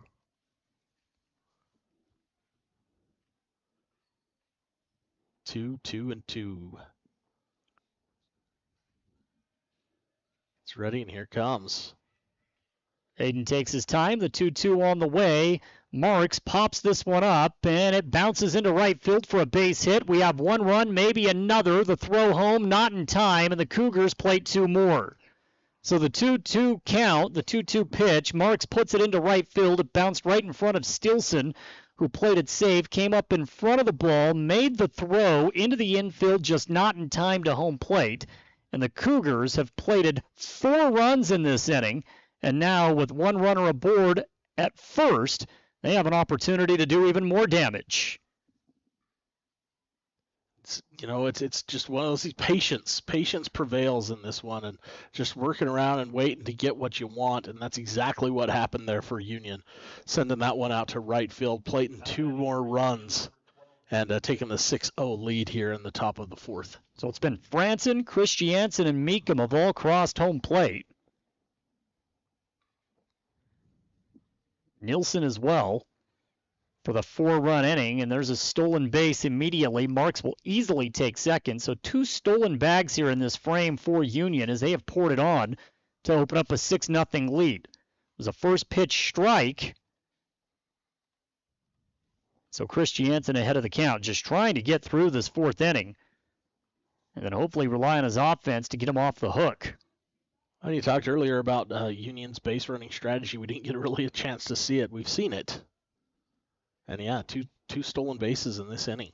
Easy to be aggressive when you got a runner on third with 2 down. Definitely.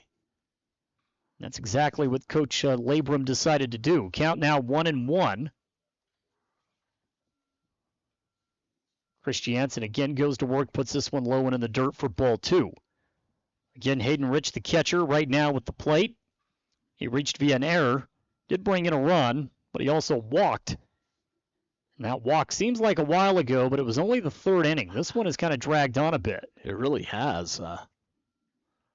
He was a part of that double play to end the inning. Christiansen hoping that he can end the inning here again on the 1-1. Takes a huge cut, missed everything. Counts now 2-2.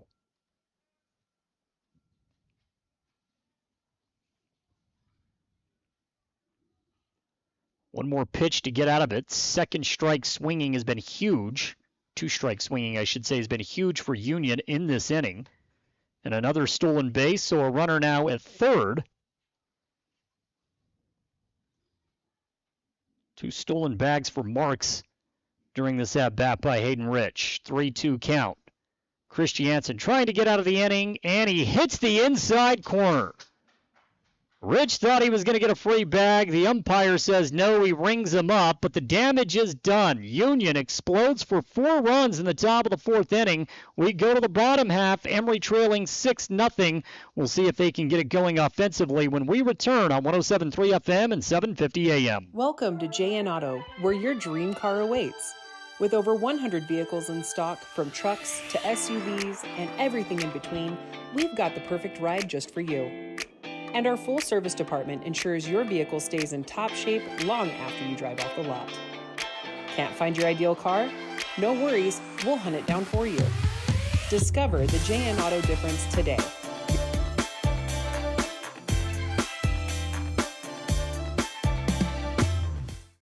At Landon's Diesel, they understand the heartbeat of your diesel truck. Whether it's the rig that powers your livelihood or the everyday vehicle that drives your life, the trained technicians at Landon's Diesel are here to keep you rolling. Plus, with 24-hour towing service, support's just a call away, anytime, day or night. Drive into Landon's Diesel for expert care tailored to you and your truck, because when your diesel needs expertise, Landon's Diesel is always here.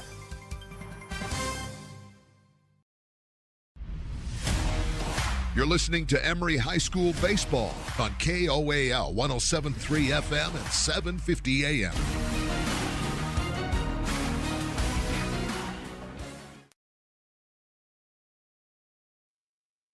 Emery right now trailing the Union Cougars 6-0 as we go to the bottom of the 4th inning. The Spartans have had their opportunities. They have not been able to plate any runs. They've left 5 runners in scoring position. They've had plenty aboard. And now a new pitcher for the Union Cougars. It'll be the first chance for us to see Brennan Meekum. He's the 3rd pitcher of the afternoon for Union. We've seen Ryan Oakey, Tyson Marks. Both were outstanding, and now we'll see what Meekum can do. Coming in with a 6-0 lead. Leading off for the Spartans to try to get something going will be Tice Larson. Well, we talked about the fact that you could see 3 or 4 pitchers today for Union easily. Same with Emery. Yeah, and first game of the season, and now with that 6-0 lead, it's kind of easier for them to, kind of mix and match as far as pitching changes go. Now, Tice comes into the game 1 for 1. He had a stand-up double as he sent a ball to left field, hit the warning track, and bounced off of the wall. So we'll see if the big fella can give us another runner aboard to start off the bottom of the 4th inning. Swings at the very first pitch, and it's a dribbler foul down the third base line. Trying to make something happen here. Just get on base. That's all we really need. Get us some base runners. But, yeah, tremendous hit the last time up. Peyton Nielsen on deck for Emery, and then we'll flip to the top of the order with Trig Jensen. Tice with a swing and a miss, and he finds himself down 0-2 to get the 4th inning going. So, it's one of these things. It's the first game of the season. It's always a learning curve. It really is, and you take it for what you've got, and just kind of move forward from there and learn what you have, and like we said, put players where they need to be, and work on the offense, work on the defense, get it all taken care of. Tice did make contact on the 0-2 foul ball, but then swings and misses at the very next pitch. And he goes down on 4 pitches for out number 1. So he's 1 for 2 on the afternoon, a double and a strikeout.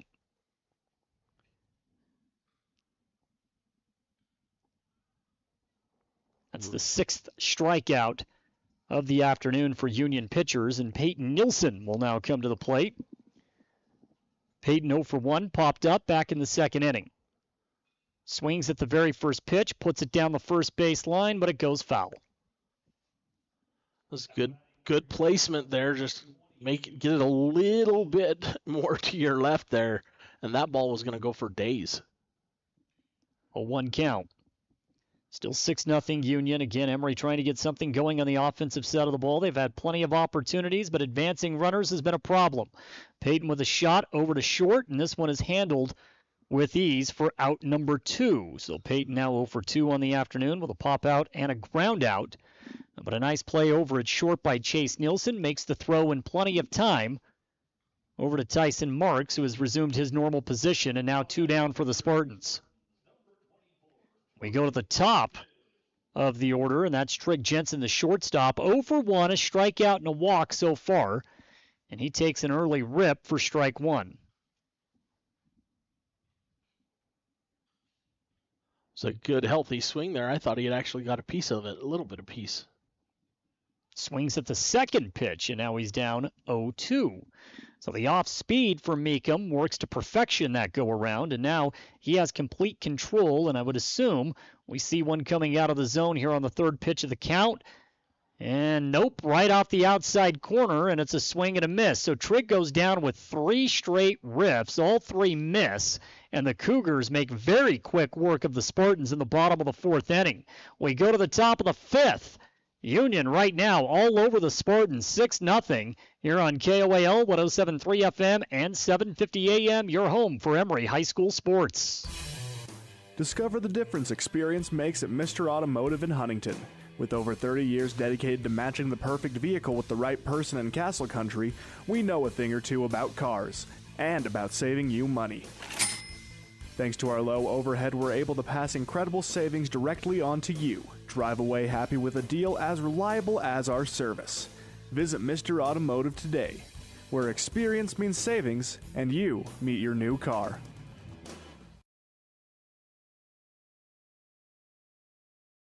Call insurance agent. Hello, customer. Oh, great. I just had a quick question about my insurance. You are 312th in line. Oh, it's just a real quick question. Would you like a callback in 6 hours? Sometimes humans are just more helpful. Hey, Max, I can answer your insurance question. Awesome. Appreciate it. Farm Bureau Financial Services. It's your future. Let's protect it. Contact Farm Bureau agent Jill Jensen in Price today.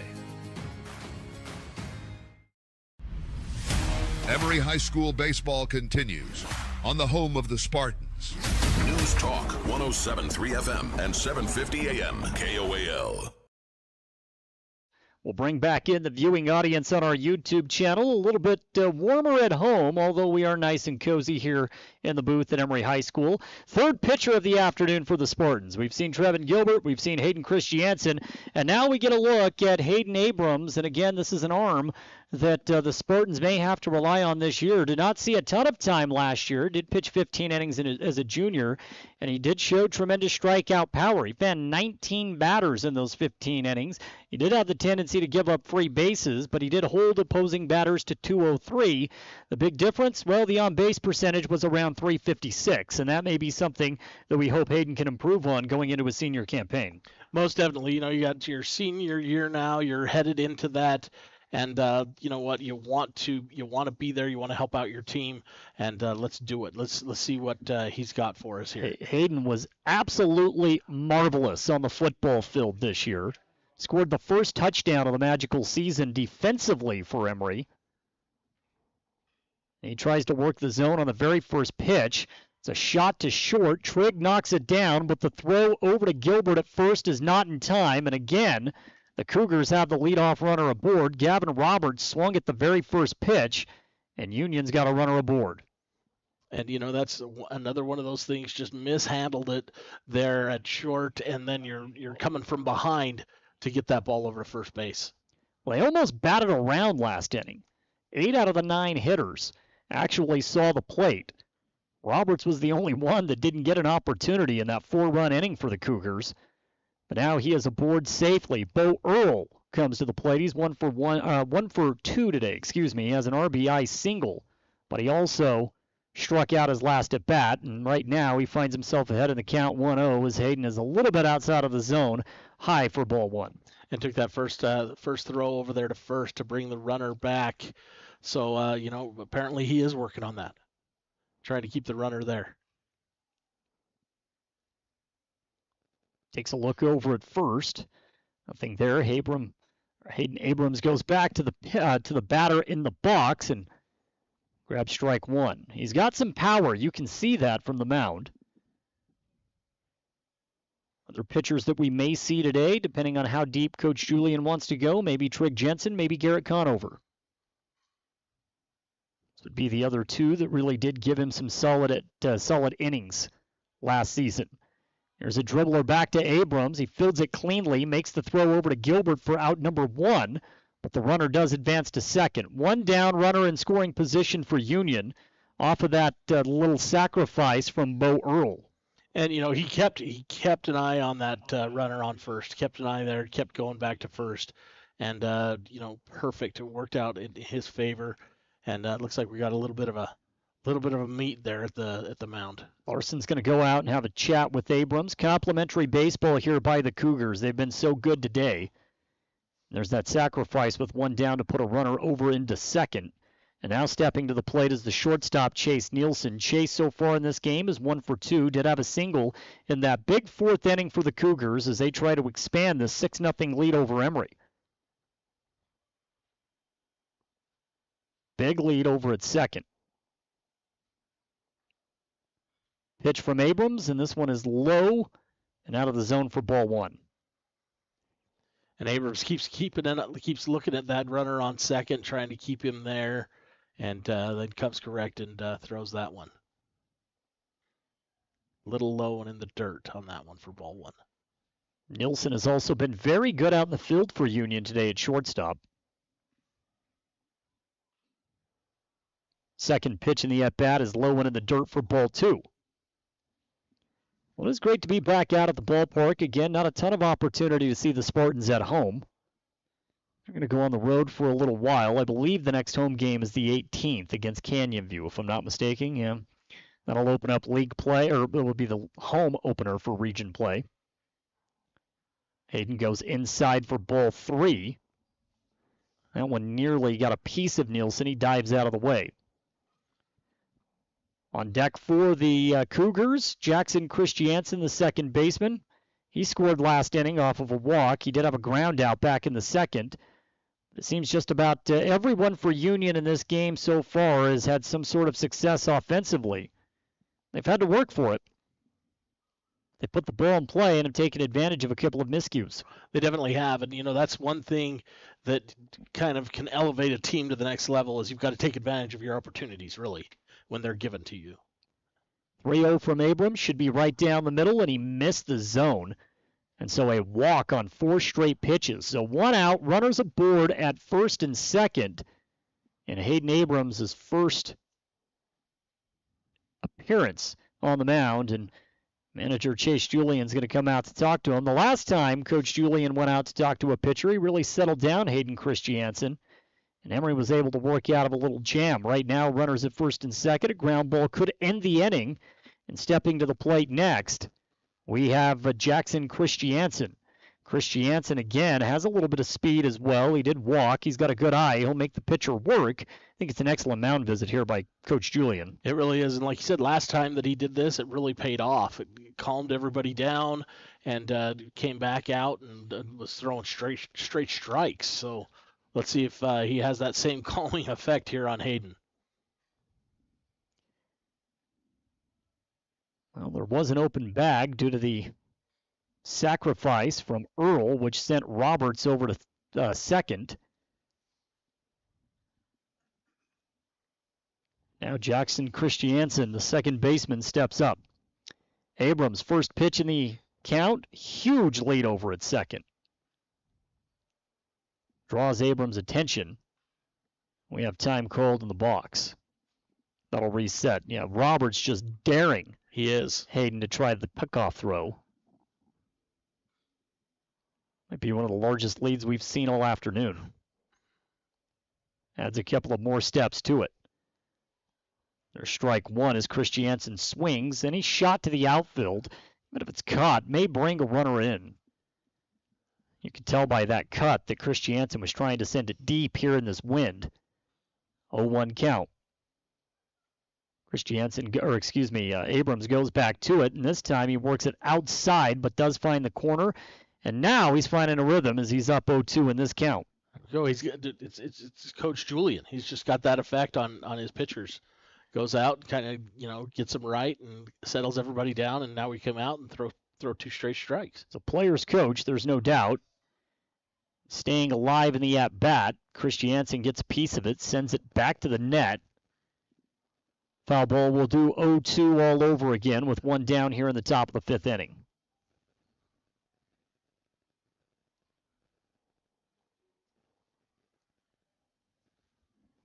Hayden's just looking. Gets a piece of this one, puts it to Trigg at short, gets the out at second. One runner does advance over to third. That was Roberts, so now we're 2 down, runners at the corners. Couldn't make that turn to bring it around to first for the throw there. Probably a good idea, just hold on to it. Yep. Looking for that first potential 6-4-3. Haven't said that in a little while.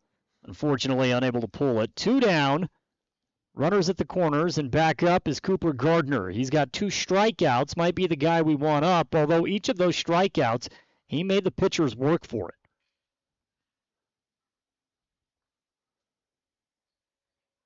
That's one thing about the batters today, that, yeah, they've gotten them in those extended counts. Pickoff works. Throw over to first, and that will do it for the inning. A little bit of excitement. There was some confusion here by the Union base runners over at first base. Chris Jansen, who reached due to the fielder's choice. And that's the way the inning comes to an end. Don't even have to make that throw. And there is going to be some discussion with Coach Labrum and the home plate umpire. He wants an explanation as to if that was actually in time. I'm assuming that's what the conversation is about. Nonetheless, Emery gets out of a jam. Union leaves 2 runners stranded, but they do carry a 6-0 lead into the bottom of the 5th inning when we return on 107.3 FM and 750 AM. That's your home for Emery High School Athletics. It's fun! You see your friends with their new travel trailers, 4-wheelers, and side-by-sides. They're living the dream, right? Well, it doesn't just have to be a dream. You can start living that same dream life today by starting your new career with GMS Mine Repair and Maintenance. GMS is hiring mechanics, electricians, fabricators, experienced and inexperienced miners. They offer high starting wages, benefits, a 401k, and vacation pay. Local jobs are available. Apply today. Email your resume to kbarker@gmsminerepair.com. The dream can be yours with GMS Mine Repair.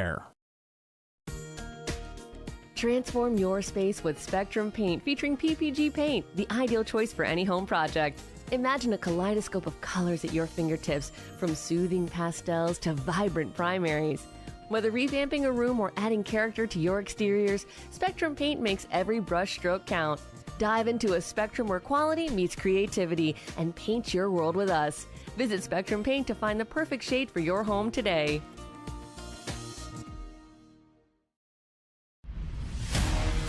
You're listening to Emery High School Baseball on KOAL 107.3 FM and 750 AM.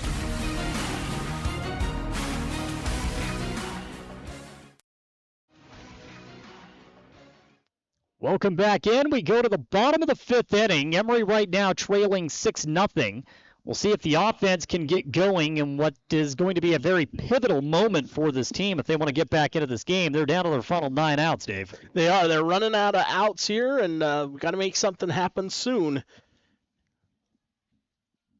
Pitcher out on the mound is still Meekum for Union. Did a phenomenal job last inning. Brennan Meekum just a junior. Right now showing bunt. Chris Jansen lays it down. Is he going to be able to beat the throw? No. This is a good idea as he showcases his speed. But we have an early 1 out as Chris Jansen goes down for the Spartans. Try to leg it out there and just came up a little bit short on that one. And yeah, that's one of those things when you've got the speed, lay that bunt down and get that easy base.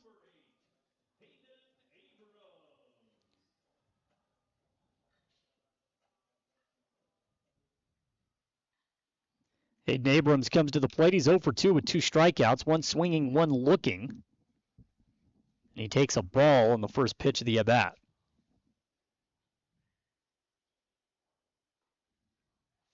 Now he finds himself in a 1-1 spot. Hayden just trying to get it going again last year. Very, very good for Emery. He's just an all-around athlete. Really, and that was one of those pitches that sometimes you just can't lay off of him. You got to try and go for it if you like that high stuff, and a lot of batters do. He watches the second strike go by, so now it's a 1-2 count. Hayden again fresh off a junior season where he hit .284. There's a high pitch out of the zone by Meekum, and the count's now even 2-2. On deck for Emery is Trevin Gilbert. Trev already 2 for 2. And again, we talked about him being one of the more potent hitters for Emery returning. Hayden does get a piece of this one, sends it in to center field. It's handled with ease for out number 2. One thing that you can say about this Cougar team, they have been dynamic out on the field, really not allowing anything to drop. No freebies for the Spartans. And in center field, that was Cade Franson, and he's able to easily grab out number 2. Most definitely. You get out there, and we talked earlier about the fact that takes a lot of pressure off of the pitcher when he knows he's got that kind of defensive support behind him. Emery trying to avoid a 1-2-3 inning again. In the fourth, they went down. It was Larson, Nielsen, and Trigg. And right now, the only man standing in the way of a second consecutive 1-2-3 inning for Meekum is Trevin Gilbert, who is 2 for 2. He's been a tough out all afternoon. On the 1-0, gets a piece of it. It's in foul territory and just out of play, so the count's even at 1.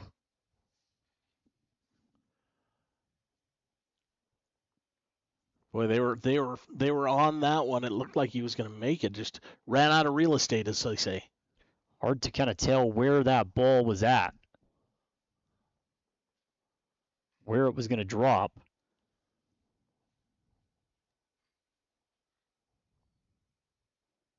But now we're looking at the 1-1 to Gilbert. He swings, pops this one up in play, and it goes back to Meekum for out number 3. So another 1-2-3 as Gilbert is now 2 for 3 on the afternoon with that pop-up. We go to the bottom of the 6th inning, and again, this one being controlled by the Union Cougars. They lead 6-0 when we return on 107.3 FM and 7:50 a.m. My son and daughter both play sports, a lot of sports, and with that can come injuries, bruises, sprains, and unfortunately breaks. That's why we use Eastern Utah Imaging. They're a convenient and local option for imaging and an important part of a student-athlete's team. Eastern Utah Imaging for high-quality, affordable MRI and X-ray services. Many quick scans take 30 minutes or less. You can call for an appointment or ask your doctor to refer you to Eastern Utah Imaging, North Fairgrounds Road in Price. Call 636 X-ray. That's 636-9729.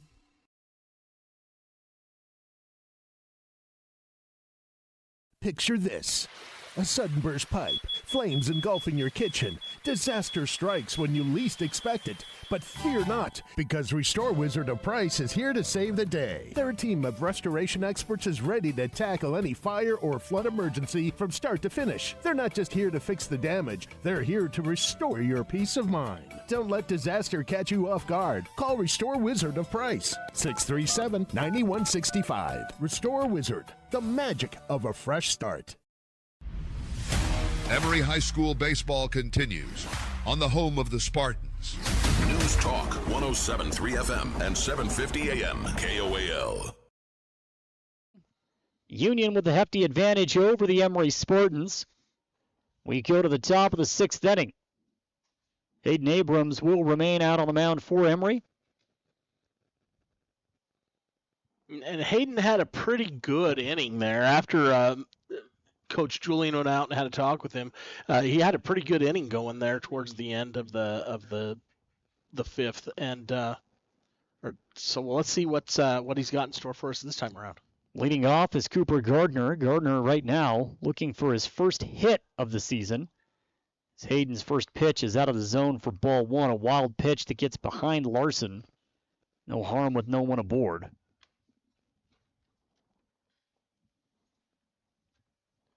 Got to keep an eye on those. Yeah, that really could have been bad if somebody had been out there. Second pitch for Hayden. Tries to work a fastball, but I believe he missed the zone. He did, so now it's ball 2.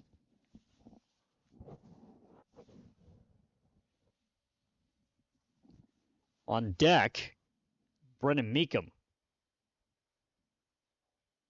2-0 is down the middle for strike 1. So Hayden goes back to the fastball to try to work his way out of this jam that he's in, this first batter of the 6th inning. A little bit of a deficit there, kind of settling in now. Goes back to it and finds the zone again. So the fastball kind, he draws the count even now at 2-2. Again, Cooper Gardner, the right fielder. 2 strikeouts in this game so far. Hayden looking to make it number 3 for him. The 2-2 on its way. And this one, seeing if he went through, he did. He did break. That is strike 3. Larson with the great field awareness, dropped the ball, picked it up, and made the tag, and that is the third strikeout of the afternoon for Gardner. That one was looking, and he is 0 for 3, so Abrams able to work out of a 2-0 hole for out number 1. That's what you want. You want resilience there. You want to see somebody that's going to, power through what's going on out there. And well, we've had to work through resiliency in this game so far. Again, season opener at home, very cold outside, a few miscues early on in the game, and then really outplayed Union, I would say, between the second and third innings. But that fourth inning, the Cougars opened up the floodgates, and Abrams goes inside. I couldn't tell if that ball hit the bat. I didn't get a good look at it. Well, they say it's a 2-0 count. So Abrams once again faced with a deficit. He'll try to work out of it. See if he goes back to the fastball. This one is low, but a swing and a miss. Sets the count at 2-1 here for Brennan Meekum. Meekum has been outstanding on the mound. He's really kept the Emery offense off balance. Now we'll see if he can continue. It's been a stellar opener for him at the plate. The 2-1. He swings and misses, and we are now even at 2-2. So it's the second consecutive count that Hayden was faced with a 2-0 deficit, but he's worked it back to a 2-2. Let's see if he can sit down another with Cade Franson, the center fielder, on deck. The wind-up, the delivery on 2-2, and this one's a wild pitch that gets beyond Larson, and so we're all full on the 3-2 count with one out. Top of the sixth inning, Union 6, Emery nothing. No one aboard, second batter of the frame following the strikeout from Gardner. He goes right back in there. You want to get this out because, it's been a pretty good inning right now for Hayden. Hayden goes low, and this one misses in the zone. It's in the dirt for ball 4. And so now, as Union flips it to the top of the lineup, we have a runner aboard at first. Courtesy runner coming in for the Cougars.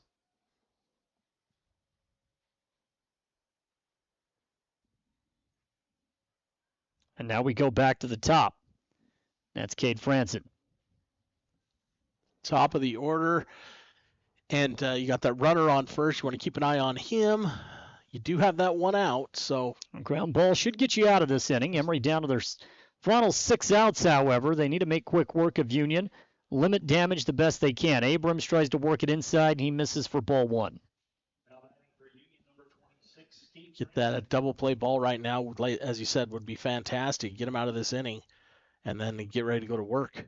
Seen it once already here this afternoon. Go back a little ways, but we did get one.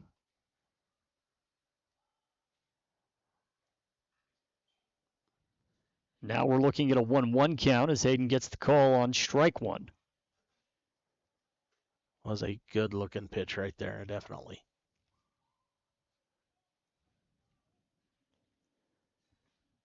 Checks that runner at first. Keep an eye on him. It's a nice long look, and now he's going to go back to it. This one is high, but the throw down to first, it's in time. I believe we have an out. No, they say he slid underneath the tag. Looked good from the broadcast booth. The umpire definitely has a better look than we do, and sliding up underneath that tag to prevent an out over at first base. I thought he had him, to be totally honest with you, but yeah, that's why those guys are down there. I think Tice thought he had him as well. Now the count sitting at 2-1. 3-1, excuse me. Keep tabs on him here. Don't want to lose this one. And he will lose him. So now 2 runners aboard here in the 6th inning. Second walk. And Union threatening to add to their total with 1 down. So Franson, the leadoff man. It's the second time he's reached. In the 4th inning, he was hit by a pitch. So he hasn't recorded a hit.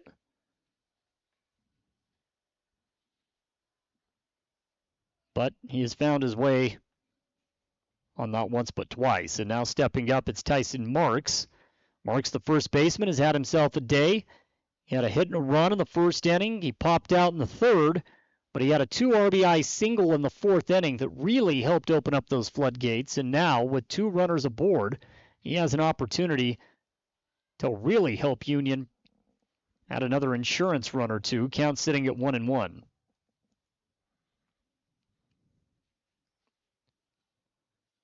Really want to dig in. Yeah, this could be a make or break batter right here.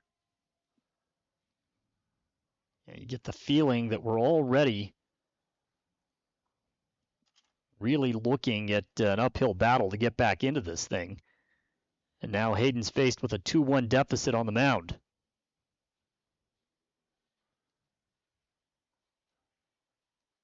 With 2 on. Healthy lead there at second. This one will go foul, so now we're looking at a 2-2. It's one of those things you just take a strike however you can get it, really. Trying to minimize the damage and get to the bottom of the 6th inning.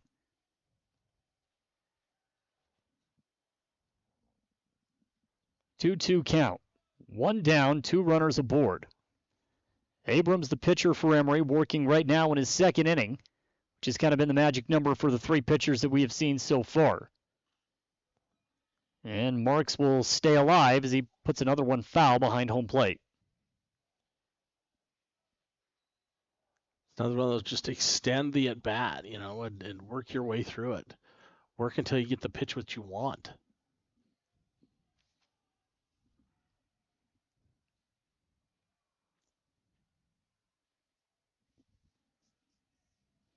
Two-two. We have a timeout on the field.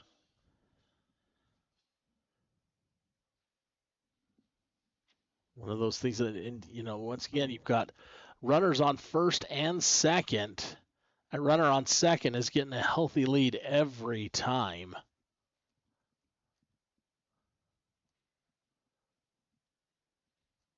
Bring this one home and get this out here. 2-2 count. Abrams back, focusing on the batter. Marks is going to send one into left field. This one is caught for out number 2. And the runners will have to stay put at first and second. So the Spartans coming up with a big play defensively to keep the runners right where they need to be. Peyton Nielsen out in left field. Corrals out number 2. And that's, once again, that's what you wanted to do. It looked like an awkward catch out there, but they got it in to be able to keep the runners where they needed to. Nobody advanced on that one. You can give you another shot, get one more out, and you're out of this inning. That's right. Then you've equalized the threat of those 2 runners. Be the idea here for the Spartans. Try to get out of it. Hayden in his 2nd inning of work. And the runners are going to try to steal. The throw down to third, not in time. Once again, Tice thought he had the throw in time. It's Hayden Christiansen out at third, could not get it down. Slides underneath the tag, and now the runners are sitting at 2nd and 3rd. But it doesn't mean a whole lot if Emery can take care of business at the plate. The count right now is sitting at 1-1. That was an awkward throw down to third anyway. He had to work around the batter, actually. Hayden Rich, the catcher, reached via error. Also has a walk. He made contact his last at bat in the 4th inning, but could not reach safely. And right now, he's trying to expand the lead with 2 runners in scoring position here for the Cougars. Pitch goes inside. I believe the count is 2-0. I was going to say that should be ball number 2, I believe. 3-0. It's a 3-0 count. For Hayden Rich, the catcher for Union. 3-0 on the way. Watch a strike 1 go by, so Hayden stays alive. Just needing 1 more out. On deck, it's Gavin Roberts, the cleanup man, who hasn't had the best of days at the plate, but you'd rather not see him step up with bases juiced. It's a cleanup man's dream, which typically you don't get too often. So when you do, the eyes get wide, that's for sure. So a 3-1 count. Hayden goes high out of the zone, but a swing and a miss. And now the count is full. So 1 strike away from stranding 2 runners in scoring position to keep this a 6-0 ball game. Really threw one there that Rich just couldn't stay away from.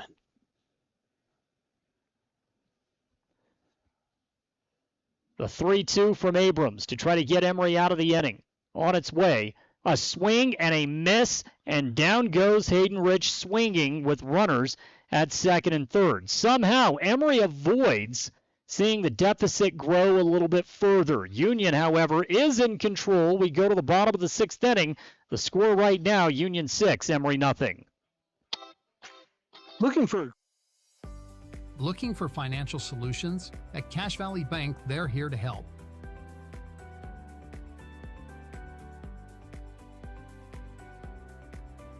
Whether you need commercial loans, mortgages, or expert financial advising, they've got you covered. Visit them today on the corner of First West and Main Street. Cache Valley Bank, your partner in financial success. Equal housing lender, member FDIC.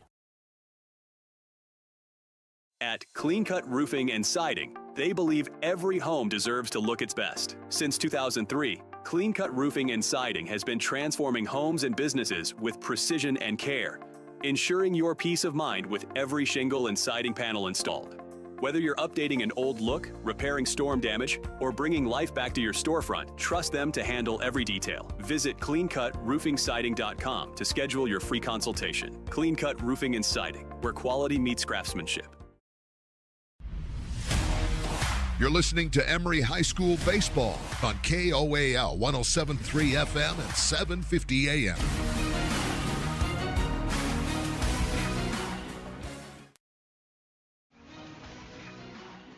Sun is shifting, and now it's right in our eyes behind home plate here in the broadcast booth on a windy, chilly day to get this baseball season off and rolling.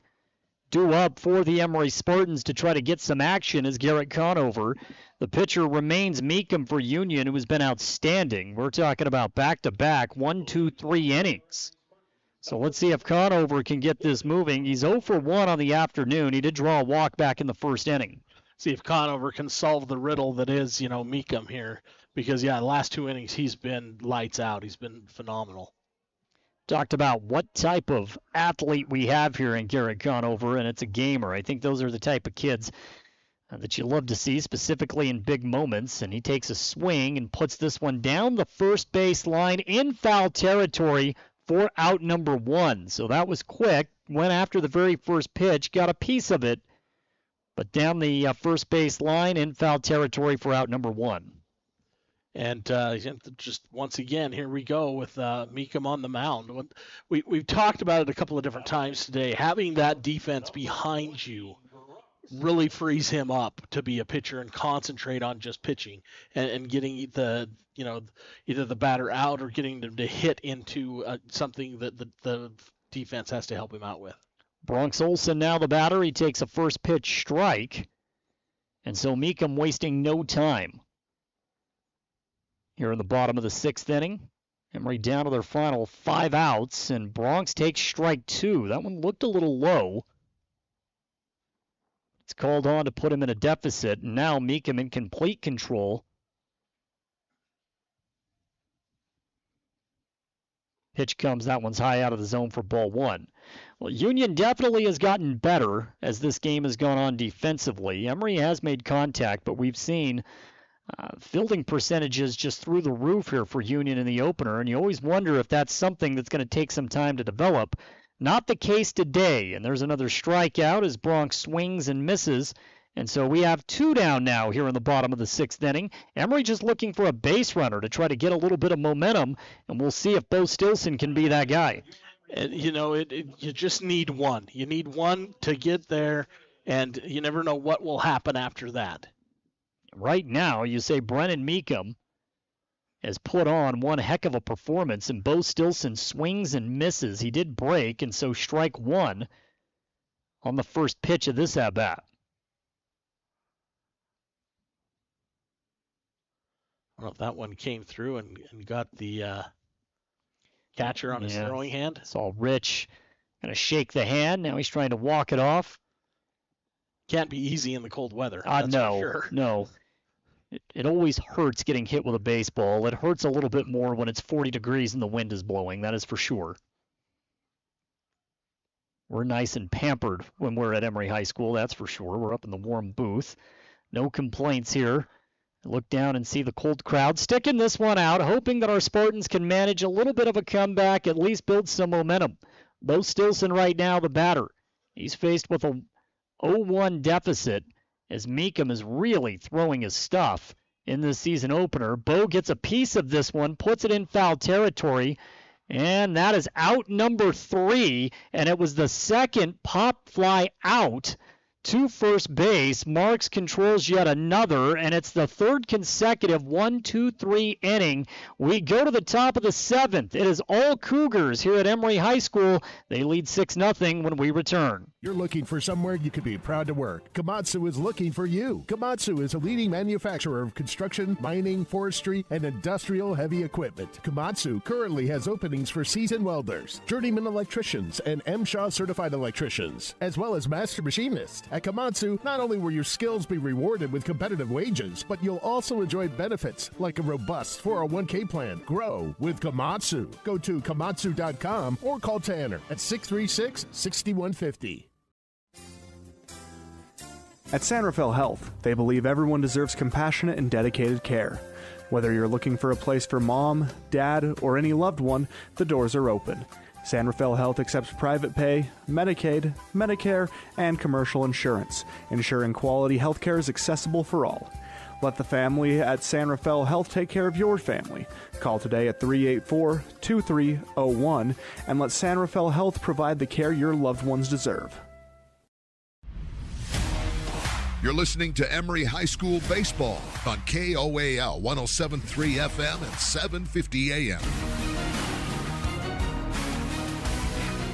Let's go to the 7th inning in this one. Union right now well in hand as they are looking to continue the momentum built off their state championship a year ago. Starting off on a positive here at Emery High School, Gavin Roberts is going to be the leadoff man for the Cougars. And so far today, it's been kind of a mixed bag for Roberts. He's 0 for 2, but he does have a walk, so he has reached safely in today's game. On deck is Bo Earl and then Chase Nielsen. Hayden Abrams is going to remain out on the mound. Hayden started to find his rhythm towards the end of that last inning. He really has, and that's one of those things is, he comes in and maybe lets the first few pitches get out of it, get out of his comfort zone, but then he kind of settles in, and he's been pretty good. Roberts, the big righty, playing at third base, watches ball one go by to start off this inning. One can't help but be impressed with the way the Cougars have played out on the field and back-to-back-to-back 1, 2, 3 innings, not allowing Emery to get anything going offensively. The Cougars have only scratched in 2 innings. They had a 2-run first and a 4-run fourth. Other than that, they've been held scoreless. And Roberts makes contact, but it goes foul down the first baseline and out of play. Yeah, really, other than the big 4th inning for Union, this has been pretty even for as far as they're concerned. So they took advantage of some miscues in the first inning, but they really took it to Emery in that 4th. That was when the game kind of swayed in Union's way. You kind of had the feeling that it was hanging in the balance and that nobody had really created a huge advantage. Third pitch rather, and the count goes ball 2. But that 4th inning, that was Union Cougar baseball at its finest. 2-1 pitch from Abrams, and he finds the zone. We're tied now 2-2 for Roberts. It always seems like Abrams starts out that way. A couple of balls, gets to that 2-1 count, then he settles in and finds his range where he needs to be with it. 2-2 count. Looking for a punch out, and this one goes high and out of the zone, so we are full yet again. Hayden's out of work against a couple of full counts so far in this game. But even with the trouble that he's found himself in, he has not surrendered a single run yet to this Union squad. We'll see if he can keep it that way. The 3-2 to Roberts. On its way, fastball, and this one, just a tad bit of contact. We'll have to do it all over again. Figured Hayden would come back with a fastball, try to keep it in the zone, stay away from the off-speed against Roberts. That's exactly what he did. And so now the advantage does swing into the hitter, the statistics say, as we go back into another 3-2 count after seeing the fastball in the zone. We'll see what Hayden goes with here on the 3-2. This time another fastball. It's in the zone, and Roberts sends it out into right field. It does take a bounce, and he is aboard safely. Bo Steelson able to come up with it, makes the throw in, but nonetheless, another leadoff man reaches for the Union Cougars. You got that lead batter off, and now you've got to worry about him, but really concentrate on what's in front of you if you're Hayden here, and let's just get this out at the plate. Bo Earl had the sacrifice his last at bat. Move the runner over into scoring position. No outs, one runner aboard. Top of the 7th inning, 6-0 Union. There's a strike one from Hayden. I talked about the numbers. Baseball, obviously, a huge numbers game. Some people live by the analytics. Some can't stand them. But the deeper a full count goes in a 3-2, it always favors the batter. Oh, definitely. We saw it last time. Hayden now with a pickoff throw over to first. Good effort, not in time. Base running. It's been on point for Union tonight. Haven't had not too many mistakes. There was that one point where we didn't know if we were going to see any. Right. Here comes the 0-1, and they say he did not break. I don't think the Emery faithful will like that call, but nonetheless, it's 1-1. Still one runner aboard at first. 6-0, top of the 7th inning. Again, Bo Earl right now up to bat for the Cougars. 1-1 pitch. This one is low, and now it's a 2-1. I was in the dirt, and like I said, he gets this way. He gets in this 2-1 groove, and then moving forward from there, he settles in and starts throwing strikes. Hayden will go back to work right now, trying to pitch out of a deficit. The 2-1. Little high, and now he's faced with a 3-1 count. Had 2 runners aboard last inning as well, left 2 stranded. Right now, there's no outs, and we are in the meat of the order, going towards the back half with Chase Nielsen on deck here for the Cougars. The 3-1 for Hayden. Expected in the zone, definite hitter's count, throw over to first, not in time. We'll give Earl an opportunity to reset, step out of the box, and we'll get back to it sitting at 3-1. Again, I talked about this half of the lineup. Chase Nielsen's been so good, the middle infielder here for Union. He's 1 for 2. He does have a walk and a base hit. Earl gets a piece of this one. He puts it into right field, and now we have 2 runners aboard at first and second on the second consecutive single to get this inning rolling. And as you said, here comes Chase Nielsen up to the plate, now 2 on. Not an ideal spot to be in, but as I said earlier, Abrams has not surrendered a run yet. There's been opportunity for Union. Let's see if he can work some of that magic for the back half of the order. Chase Nielsen, the shortstop, and then we'd go to Jackson Christiansen, who hit into a fielder's choice his last at-bat, and Cooper Gardner has a couple of strikeouts. So if you can get past Nielsen, there is light at the end of the tunnel, at least today, on this Union team that has a powerful lineup 1 through 9. Abrams goes high and inside for ball 1.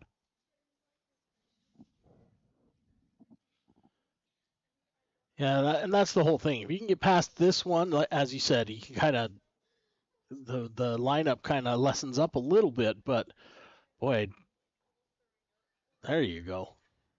Put that one right down Broadway in the zone. The fastball has been there for Hayden. There's no question. It was there again to even the count at 1-1. Force at third with runners at first and second. On deck, it's Jackson Christiansen.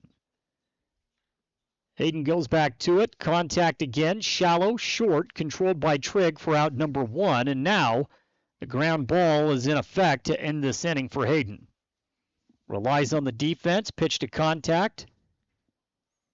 They did exactly what he wanted to do. Just get him to pop up in the infield, get that out, and move to the next batter. We got Christensen coming up to the plate here. We got 2 on, 1 out though. It's better than having 3 on and no outs. Well, no, for sure. And Jackson Christiansen, as I said, hit into that fielder's choice in the 5th inning. So you would like some light contact in the infield that could give you a ball to get you out of this potential jam with 1 runner in scoring position and 2 aboard. Pitch for Hayden, works the zone for strike 1. Seems to get stronger as each inning has gone on.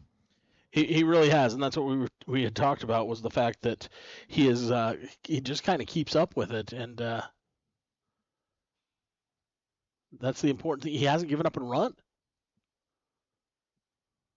0-1 count on the way, and this one is out of the zone. Last year when these two teams met in Roosevelt, Emery was well ahead. It was Union that put forth 4 runs in the bottom of the 7th inning, and they got within 1 of the Spartans.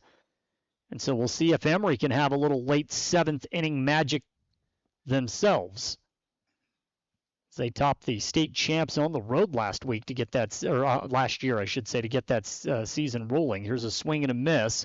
And now the count is sitting at 1-2. That was a nice looking pitch right there from Hayden, just bringing it down. And the runner at second keeps just taunting, really, just kind of daring him to throw the ball with the leadoff that he's been getting. But he settled in and got that strike. Coach Julian 1-1 against Union. These two teams have not met in the state tournament over the last couple of seasons. Of course, Union had that magical run last year. They knocked off Manti in the state championship. What a competitive classification we have. A swing and a miss, and Hayden draws another strikeout. And so now 2 down, trying to get out of another jam. After allowing 2 runners on singles, Hayden has another strikeout to his name, and Cooper Gardner, who is 0 for 3 with 3 strikeouts, will not come to the plate. Instead, it's Gavin Wilkerson who will pinch hit. And, that's it. He is resilient to that fault. He comes in and, he's like, okay, if you're going to get ahead of me, if the batter gets ahead of me, that's okay. I'm going to come down and I'm going to get these strikeouts. I'm going to settle in. And that's exactly what he's done with the last 2 batters. Wilkerson, a powerful righty going up against Abrams. On deck, it is Meekum, and then it would go back to the top of the order. So Union looking for a couple of more insurance runs. First cuts of the season for Wilkerson. See if Hayden can work through 3 innings. As far as pitching is concerned, Trevin Gilbert didn't look bad. Couple of errors in the field. Hayden Christiansen came out, had a solid 3rd inning. Ran into a little bit of trouble in the 4th, and Hayden's been on the mound since. So 2 innings for Trev, 2 innings for Hayden, 3 for Abrams, or at least 2 2/3 up to this point. And he works an early strike in the count. That was a beautiful pitch right down the middle. Got him looking at it.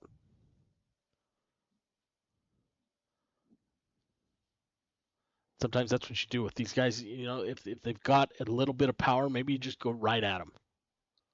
0-1 count. Looking over at second. Pitch on the way. Wilkerson gets a piece of it, but sends it in foul territory. And so now he finds himself in a hole 0-2.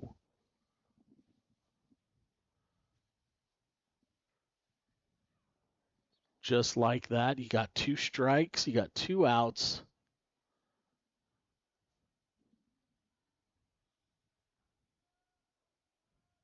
Oh-2 coming.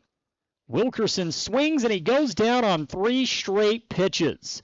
So Hayden Abrams falls into a little bit of trouble early, but he retires the next 3 batters, stranding 2 for the Union Cougars. We go to the bottom of the 7th inning. Emery down to their final 3 outs. Due up, Tice Larson, Peyton Nielsen, and then we'll flip to the top of Trig Jensen. It's Emery High School Baseball, and it's here on 107.3 FM and 750 AM. Hey there, food lovers. It's Bill Hicks from Farlano's Cafe, your new favorite spot for breakfast, lunch, and dinner.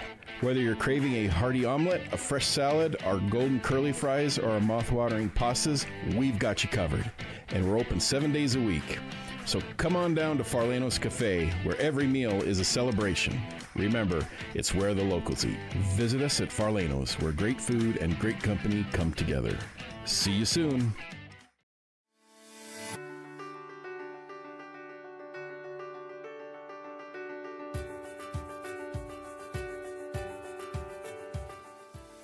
Hi, I'm Dr. Daniel Kelly, owner of Castle Valley Orthodontics. What's keeping you from having a perfect smile? We understand what you want from a local orthodontist. And here at Castle Valley Orthodontics, you'll be treated like family. Call Castle Valley Orthodontics at 637-2222 for a free consultation. You're listening to Emery High School Baseball on KOAL 107.3 FM and 750 AM.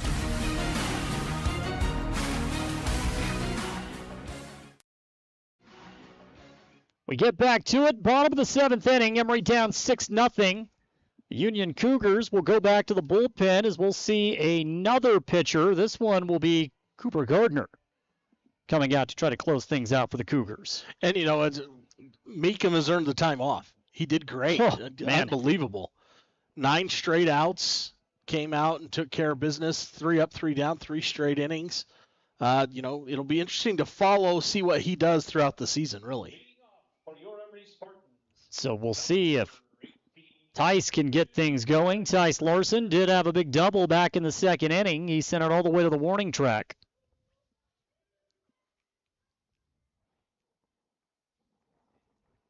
Could definitely use another one of those to start the inning.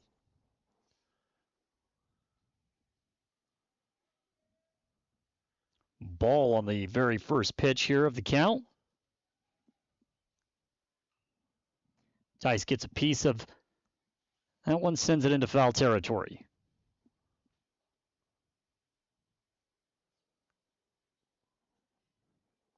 Just right now, you're looking for anything, really. Just get a base runner and see what could happen here for the Spartans. Down 6-0. It's not insurmountable, but it's,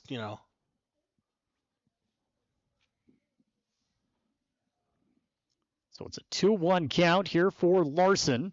This one goes in the dirt. Now he's ahead 3-1. Just need a runner to get things moving.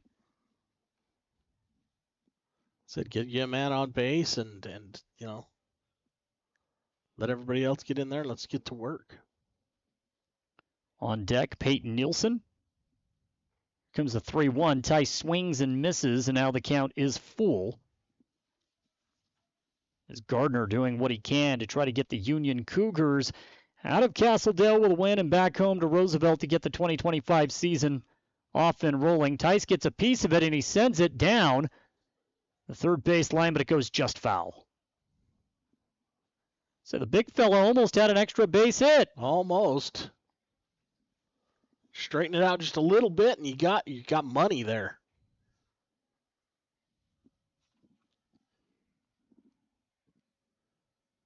Dig back in and go back to work. Full count.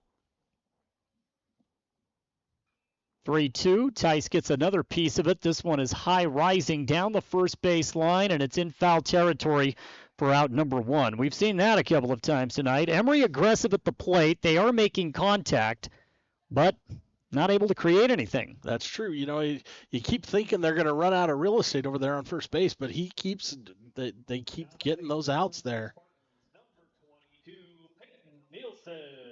And once again, it just speaks to the defensive mindset of the Union Cougars. Peyton Nielsen will try to get something moving. He swings at the first pitch, and it goes foul for strike 1.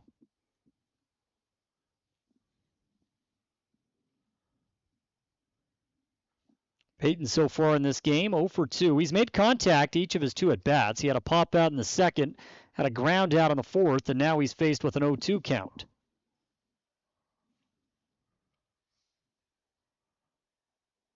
Again, all you're looking for right now is just a base runner. That's all you need. Peyton stays alive as he swings. It was high, but it goes out of play. Count remains 0-2. Trigg is on deck. He'll flip back to the top of the order. We have ball 1 down in the dirt. 1-2. Again, Cooper Gardner, the pitcher for the Union Cougars. They've looked great today, looking to shut out Emery. They are just 2 outs away from doing so. Peyton Nielsen's going to make him work. Counts now even 2-2 as he watches a pitch go outside. Got through the catcher, rolled all the way back to the backstop there. Step back into the box. Again, 6-0 Cougars. Bottom of 7. 2-2 count. Peyton Nielsen at the plate. Trigg on deck. Pitch comes. Peyton gets a piece of this one, sends it into center. That one's down, and Emery finally has a base runner. Took a few innings to get one, but Peyton Nielsen, batting out of the 9th spot, sends it into center field, and perhaps a little momentum. We'll see if this will carry over as Trigg Jensen will now step to the plate with a runner aboard. That's all you can ask for. You got a base runner now. let's see what we can make happen. So Trigg so far today, he's looking for his first hit of the season. 2 strikeouts and a walk. That's what Trigg has done so far. And he gets hit by the very first pitch. So all of a sudden, Emery's got runners at first and second. Doesn't matter how you get there. Base runner's a base runner. Well, you flip it to the top of the lineup. If anyone in that bottom half gets on, and typically good things can happen, Hayden Christiansen will step up. And if Christiansen can make contact, Emery may have their first run aboard. Let's see what Hayden can do as he steps up against Gardner. Again, Emery down 6-0, but with 1 out, runners at first and second. A ground ball could also end the game. Gardner with the throw, and this one goes inside. Hayden has to get out of the way, and now it's a 1-0 count. Watching Gardner, he really likes that inside corner there. I don't know if he's trying to or not. Right, I don't know. That's what I'm saying. He really brings it in high and tight there on the inside. 1-0 count. Pitch comes. Christiansen takes a swing, and he puts it foul down towards the Union dugout. So the count's 1-1. On deck is Hayden Abrams. If you can get back to Trevin Gilbert, you got a real shot at this. Just by playing the numbers game. Gardner's pitch. This one is high. Christiansen ducks, and it goes over his head for ball 2. Said this happened last year when Union and Emery got together. Emery grabbed a 5-0 win, but it was Union that scored 4 runs in the bottom of the 7th inning. Wade Stilson had to come in to earn the save. Hayden swings at the 2-1. High fly ball behind home plate, out of play, counts at 2. 2-2. Yeah, right, like you said, it's a fine balance. You know, a ground ball that gets through the infield could score a run, or if a ground ball that stays in the infield could end the game. Hayden swings. Hayden with a shot, sends it into left field. Emery's going to score. Hayden Christiansen with the first RBI of the season. And scoring is Peyton Nilsson. And Emery all of a sudden has runners at first and second, down 5 with 1 out. And Hayden Abrams is coming to the plate. It's one of those things, like we said, you just need to get base runners. That's it. And then let what happens happen. And that's exactly where we went. Looks like we're going to have a mound visit here. Definitely the right call. Christiansen now 1 for 4 here in this afternoon. And again, he's got the first RBI of the season for Emery. Peyton Nilsson, who knows a little something about scoring runs, has the first run of the season. We didn't see a ton from Peyton in the plate, or in the box rather. But as a pinch runner, he scored 9 times and stole 2 bases last year for Emery. And now he's got the first run of the season. So to give you the reset, runners at first and second, Emery down 6-1, maybe a little bit of momentum. 2 hits in this inning after back-to-back-to-back 1, 2, 3 innings. Spartans did not have a single base runner in the 4th, 5th, or 6th. But now Hayden Abrams can apply a little bit of pressure to Union with a runner in scoring position. This is the 7th runner that Emery's had in scoring position tonight, by the way. Gardner first pitch to Abrams, and he swings. He's going to be aggressive. That's the one thing that Emery has maintained all game long. They've been aggressive in the box. They definitely have, and you know, you want to keep that up. And right here, let's see if we can bring some more home.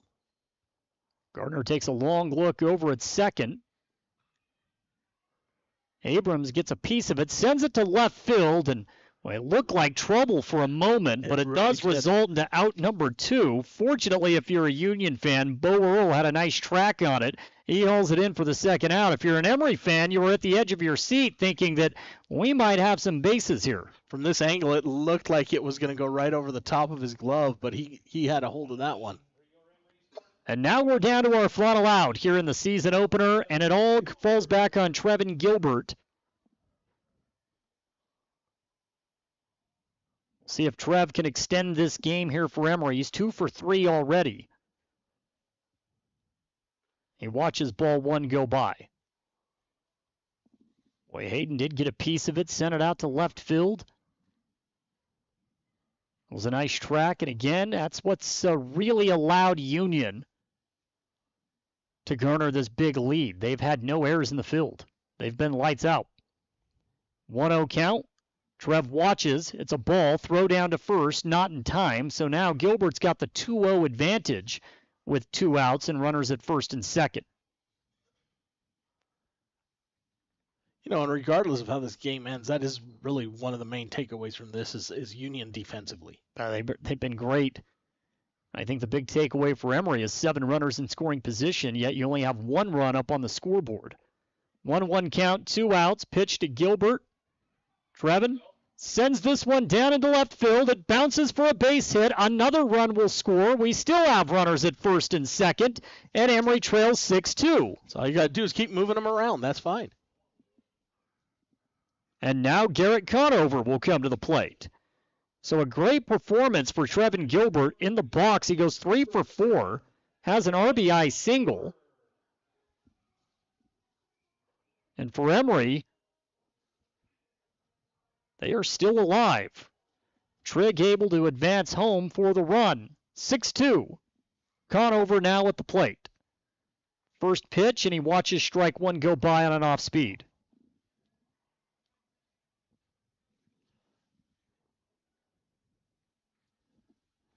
As the sunlight is starting to fade here. Well, Emery trying to extend it. You see that sun completely set. Conover with a hit. That one sneaks through the infield, and Emery looking for another run, and they've plated 3 here in the bottom of the 7th. All of a sudden, it's 6-3, and the tying run is coming to the plate. This is just a gritty performance here from the Spartans this afternoon in this inning. You know, yeah, you had Meekum come out and just throw lights out for 3 straight innings, and that in this inning, when it counts, they've made the hits that they need to make, and they're getting those runs across plate. Bronx Olson is the tying run, and he is at the plate, and he watches ball 1 go by. One base runner can change the momentum in baseball completely, and we saw that with a single by Peyton Nilsson, sparking a little bit of a rally. What does Emery have left? Bronx at the plate, counts 1-0. Gardner's pitch is low, and now it's a 2-0 count. Shades of last year in Roosevelt. Difference is Emery had 5 runs, Union has 6. But the Spartans do have the tying run at the plate. The 2-0, Bronx takes a whiff, gets a piece of it, and it goes foul for strike 1. Counts 2-1. Well, you love the fight, you love the grit, the determination of Emery. Easily could have rolled over, struggled to get some runners, struggled to have any sort of momentum offensively, but it's come alive here in the 7th. Really, and you're getting this in the first game of the season. You know, it's just... Bronx swings and misses, and now he's down to his final strike. It really makes the rest of the season more interesting when you see him come down and do this in this first game of the season to see where they can go from here. 2-2 count. Gardner and Olson. Bronx gets a piece of it, sends this one sky high into right field, spells trouble, but Union comes up with a terrific grab to close out the game. My goodness, the Cougars were on point, and that time, I believe it was Gardner again out of right field that comes up.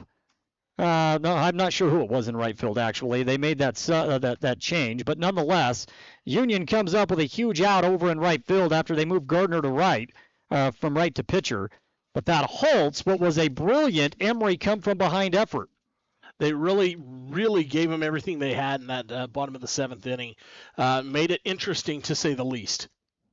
Final score here, 6-3. Emery did have the tying run at home plate. And they put a little bit of fear in the Cougars, who were in control really throughout. They took the lead in the first inning, scored 2. It remained 2-0 until the 4th, and that's when the Cougars added 4 more runs. And then Emery plates 3 in the bottom of the 7th. And that's the way the scoring goes in tonight's game. Final score here at Emery High School, Union 6, Emery 3. We do have more coming up.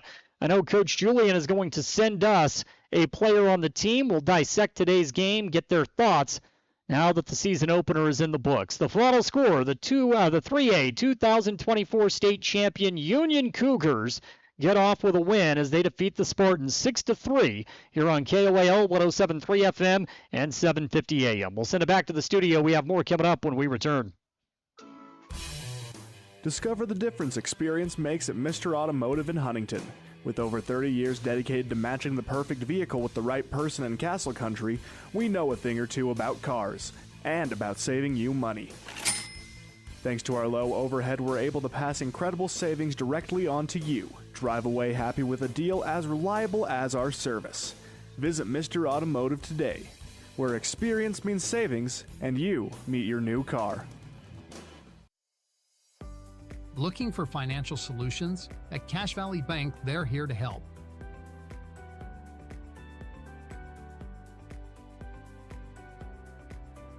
Whether you need commercial loans, mortgages, or expert financial advising, they've got you covered. Visit them today on the corner of First West and Main Street. Cache Valley Bank, your partner in financial success. Equal housing lender, member FDIC. Whether it is for your personal vehicle or a work truck, Toppet Pickup Covers has what you are looking for to either dress your truck up or protect your belongings. Low-profile covers from Truxedo, paint-matched fiberglass toppers from ARE, or full utility covers and bed slides. Toppet also has the best warranty that you will find in the market. Toppet Pickup Covers, on the west side of I-15, off the 400 South exit in Springville.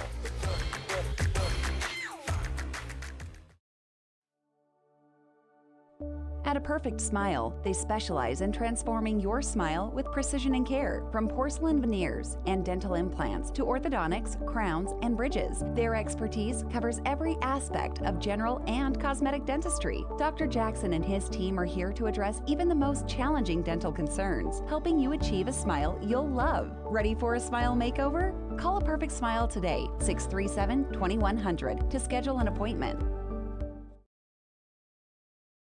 At Landon's Diesel, they understand the heartbeat of your diesel truck. Whether it's the rig that powers your livelihood or the everyday vehicle that drives your life, the trained technicians at Landon's Diesel are here to keep you rolling. Plus, with 24-hour towing service, support's just a call away, anytime, day or night. Drive into Landon's Diesel for expert care tailored to you and your truck, because when your diesel needs expertise, Landon's Diesel is always here.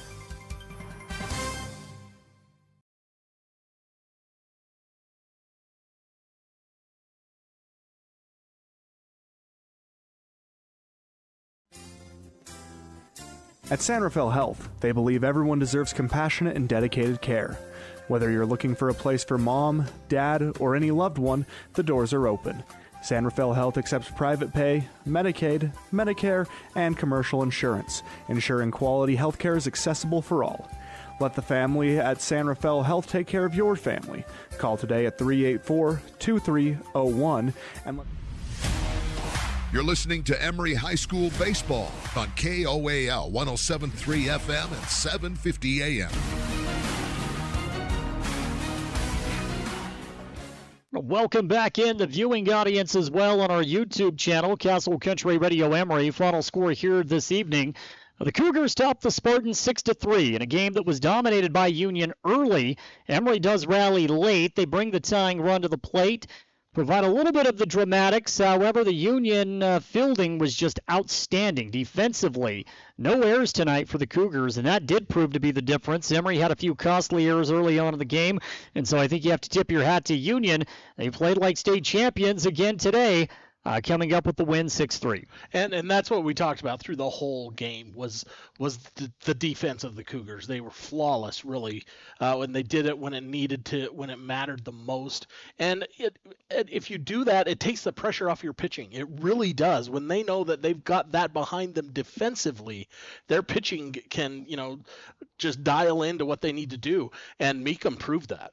Yeah, Meekum was fantastic. The win is going to go to Ryan Oakey. He got the win after leaving just 1 1/3. That's all he had to pitch today, as Coach Labrum really worked his rotation a little bit. Tyson Marks got some time. We saw Meekum, and then we end with Gardner. Emery on the flip side goes 3 pitchers. We got to see a little bit of Trevin Gilbert. We got to see Chris Jansen, and then we closed out with Hayden Abrams. All had some real positives in this outing this evening. And Hayden did really well there in his time he was on the mound. He really did. He came in. He had, he got control where he needed it to, when he needed to, and he really got him out of those innings, and he did a really great job there towards the end of the game. Yeah, Hayden did run into a little bit of, Hayden Abrams ran into a little bit of problem. We had 2 Haydens pitch tonight. But every time he ran into some trouble, he seemed to work his way out of it. And that's what was most impressive, at least for me, as we get this brand new season off and rolling. He did well in that regard, pitching with runners on and pitching from behind, which is never easy to do. And that really is what you want to see, especially in the first game of the season, is somebody that's going to stick with it and, try and get it right. And that's what Hayden Abrams did in the latter part of the game there, coming out when he was on the mound. Final score again, Union picks up a 6-3 win over the Emery Spartans. We do have a little bit more coming up here on the post-game wrap-up show. I do believe we are going to get a post-game interview. Coach Julian's going to send someone up our way here in just a moment, and we'll get some thoughts now that the season is off and rolling. Playing baseball in cold weather, I guess we better get used to it, right? That's what happens here in the state of Utah, specifically in the spring. It's never easy, and, hopefully the bats, they'll wake up a little bit for us. The momentum at the end of this game is always important as well. I'm a firm believer that if you can get something going in the 7th inning at the end of one game, it can trickle over into the first inning of the next. And maybe that's the problem. Maybe the bats are just cold right now, because it's definitely cold. Like we said during the broadcast, this is baseball weather in Utah. It really is. And, it's better than 2 years ago, when we still had snow on the field this time of year. For sure. We take a look at some of the key moments for Emery. It all goes back to that 7th inning where we saw Peyton Nielsen lead things off with a single. Okay, can this get the momentum flowing? And then Trig Jensen was hit by a pitch. And then Hayden Christiansen, an RBI single. There we go. We're on the board. And then Hayden Abrams sent one out to the outfield, and you thought, okay, we're down to our frontal out, but let's see what else we have. Trevin Gilbert with an RBI single. Garrett Conover with an RBI single. And that set the stage for Bronx Olson. So that's the way that 7th inning went down as we looked at some positives for the Emery Spartans. Yeah, and we talked about the fact that, if once they got past Meekum, the gloves were off, so to speak, and they did a fantastic job in that final inning, coming back, showing their resolve, showing their, what they can do. And, it's going to be a fun season. It really is. After watching this game and seeing how they reacted in that last inning and what they did and what they did really through the whole game, it's going to be a really fun season to watch these Spartans play. I definitely am looking forward to it, and we will have more coming up again with this Emery team. Today, the all white on white uniforms. I really like that look. Have the white tops with the white pants and the white hat. The outcome may not have been what Emery wanted, but they'll have an opportunity. The next home game is not until March 18th. All right, so hopefully the weather will get a little bit warmer, the field a little bit greener, and the next time we're sitting in this booth, Emery's going to open up region play against the Canyon View Falcons. And that can always be fun. Canyon View always is ready to play whenever it doesn't matter who they face, especially on the baseball field. Canyon View's been, pretty outstanding the last few years. Let's send it back to the studio one more time. We'll come back and put the final touches on tonight's game. Final score, Union 6, Emery 3. More coming up when we return on 107.3 FM and 750 AM. Imagine a smooth, hassle-free journey to the front door of your new home with the Driggs Mortgage Team guiding you every step of the way. Hi, this is Greg Driggs. Our seasoned experts understand the ins and outs of home financing and refinancing. Come visit us at our new permanent address, 8 East Main in Price, where we plan to be a staple for years to come. Start your journey today. Call 801-427-3577. The Driggs Mortgage Team, NMLS number 272076, Equal Housing Opportunity. Driggs Mortgage Team is a DBA of Premier Mortgage Resources, LLC, NMLS 1160. You're looking for somewhere you can be proud to work. Komatsu is looking for you. Komatsu is a leading manufacturer of construction, mining, forestry, and industrial heavy equipment. Komatsu currently has openings for seasoned welders, journeyman electricians, and MSHA certified electricians, as well as master machinists. At Komatsu, not only will your skills be rewarded with competitive competitive wages, but you'll also enjoy benefits like a robust 401k plan. Grow with Komatsu. Go to komatsu.com or call Tanner at 636-6150.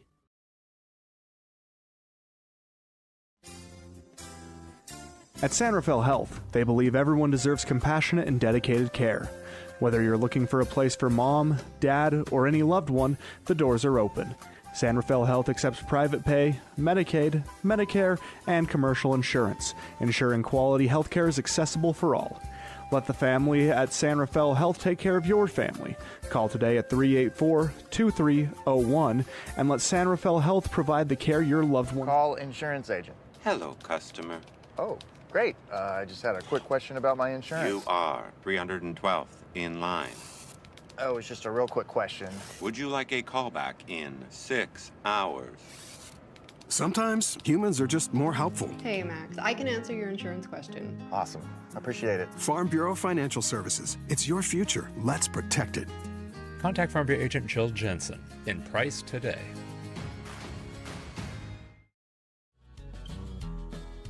At Eastern Utah Community Credit Union, we have the solutions to your financial goals.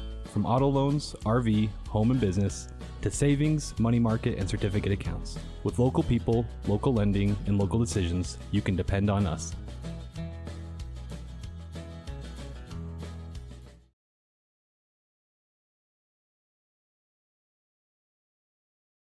At Castle Country Vet, they believe every pet deserves a touch of love and expert care. You can trust Dr. Harmer and Dr. Kelly. They're not just veterinarians, but passionate pet lovers, dedicated to nurturing your furry friends like family. From routine checkups to emergency interventions, you and your pet will experience compassionate, professional care every step of the way. Let Castle Country Vet help your pets lead the happiest, healthiest lives. Call Castle Country Vet today, 637-5797, because love is a four-legged word.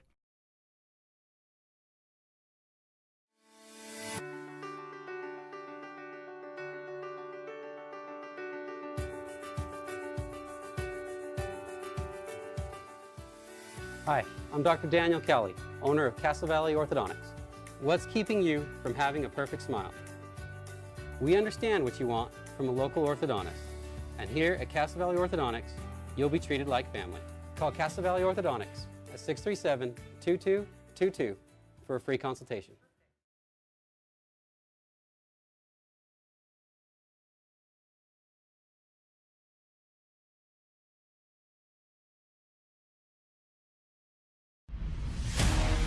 You're listening to Emery High School Baseball on KOAL 107.3 FM and 750 AM.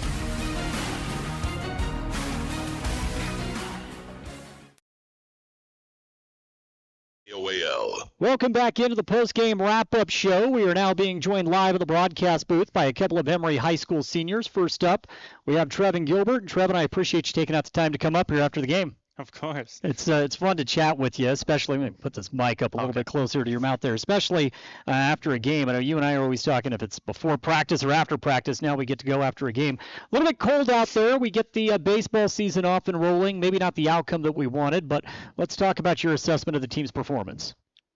Overall, I think we definitely struggled out on defensive side.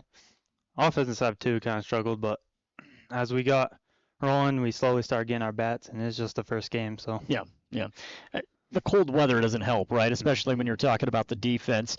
I thought that you had some good stuff in this game early on. You mentioned the defense a little bit, a couple of unfortunate mistakes, but nonetheless, how did you feel out there on the mound? I felt pretty comfortable. Yeah. First, a little bit, just couldn't figure out my right footing and everything, but once I got there, it was way good. I think that the expectations in talking with Coach Julian, they are high for this team, and I think rightfully so.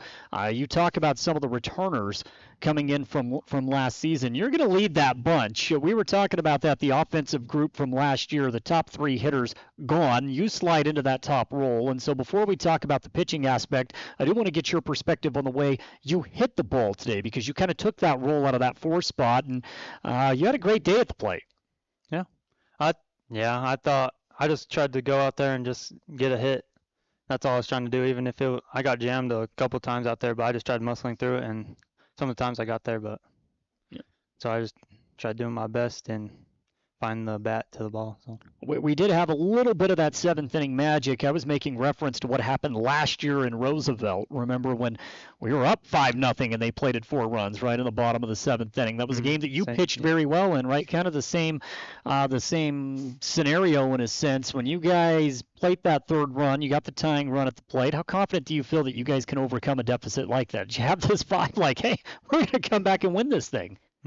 Pretty confident, because as we got our bats rolling, there was no stopping us for a second there. Yeah. So it was just way good. Yeah. And as I said earlier, our bats weren't there because it's the first game, but as game went on, we kept getting better and better, and that's how the season's gonna go. And that's a good team. Mm-hmm. Yeah, we're talking about the defending state champs, right? So Yep. that's a pretty good team. As far as the season itself goes, for you, now that you're in the senior season, how long does it take for you to actually get into baseball mode? We don't have a ton of time in spring sports. I mean, it's 7 weeks. That's all we get. Every game counts in the RPI. So for you, how long does it typically take for you to say, okay, I'm in full baseball mode, I feel good? I was in it actually right after football. Because I didn't have anything That's to true. do, so Yeah. me and Hayden went straight there, and we were in there almost every day, just getting work done. So this first game felt really good to be out there. Okay, well, you brought up football, so I'm going to ask you a question about it then. You got all the way to the state championship of the football season. How much does the success on the football field carry over to the excitement, enthusiasm of stepping onto the baseball field? Actually, quite a bit. Yeah. Ending on that high, I want to be there again. Yeah. So bad, so gonna go try to get it. This is a tough region. I don't think there's any off nights in this region. I mean, it doesn't really matter who it is. Yeah. And it's deep. It's a lot. I mean, we're talking about 8 teams in this region, right? And so the next time we see you guys out here on this field, it's going to be a region game against Canyon View. And then after that, it's off and rolling, right? Mm-hmm. Yeah. So how do you handle the rest of the week? Because it is kind of a slower week for the baseball team. So how do you handle that? Just play it day by day and see what Coach Julian has for us every day, and just work better on our fundamentals, because I guarantee we're going to be doing a lot of ground balls and pop flies tomorrow just to get those reps in, because that was the first time we were on the field and it didn't really look too good. Did the wind affect that at all? I can't tell from up here in the booth. Did the wind play? Yeah, when it's in the air pretty high, it's hard to judge sometimes. Yeah. But yeah. Well, Trev, it's great to see you back out there on the baseball field. It's great to chat with you. I always look forward to the conversations. And we got Hayden sitting over here waiting, and so now I'm going to let you pass the headset off to him. He can step in. This is live mode, a little bit different than what we typically do. So let's bring Hayden in. Hey, congratulations on the game today. Great showing. Okay, now we're going to be joined by Hayden Christiansen, who came through big at bat in that 7th inning that kind of sparked a little bit more momentum for this Emery baseball team. Hayden, thanks for coming up. Oh, you bet. Thanks for having me, Julian. Yeah, definitely. Let's talk about the performance from the team. We just heard it from Trevin. I want to get your perspective now as you kind of break down the 7 innings. Well, it totally felt like a little bit of first game jitters off the bat. Just kind of new motion. Like we said, we had tryouts yesterday, so it's kind of a whole new feel to come in game mode, because practice and game are like two totally different things. Yeah. So it's just kind of jumpy, just kind of getting the feel of everything. Like at bats are different compared to BP. Mm-hmm. Ground balls are different. It's just a new feel, and I think it took us a little time to get rolling, but once we did, we started to put together a good game. It is a tough transition. Winter sports season ends, and then boom, we're in spring. Coach Julian was just coaching a state championship game a week ago, right? Now he's out here coaching baseball. There is no downtime at all, and so it always takes a little time, I know, to get things rolling, but we saw some real big positives. What were the things that you liked about this team that you saw today? Well, I love that we never give up. When you're down 6-0 and 6 haven't really been going, it's kind of discouraging, because you feel like you're getting beat out of, but we all were able to stick together and put together big ABs.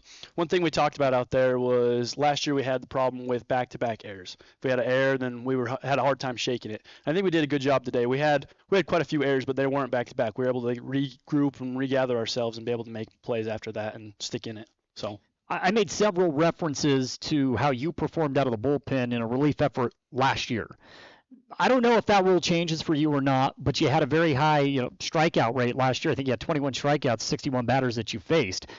Today, you had to eat up a little bit more innings than what we're used to seeing, right, in those middle frames. How did that feel? How does your arm feel? How does the elbow feel? And how did you assess your performance on the mound? It was good. My arm feels fine. It was kind of a new feel to go that many more innings. I kind of felt myself in the closer role. Mm-hmm. They kind of tell you like the crazy closer. So like you come in, try to be a dog and just get 3 strikeouts. But it was a different feel. I'm glad to be in it. I'll do anything to help the team win. I'm glad to eat more innings.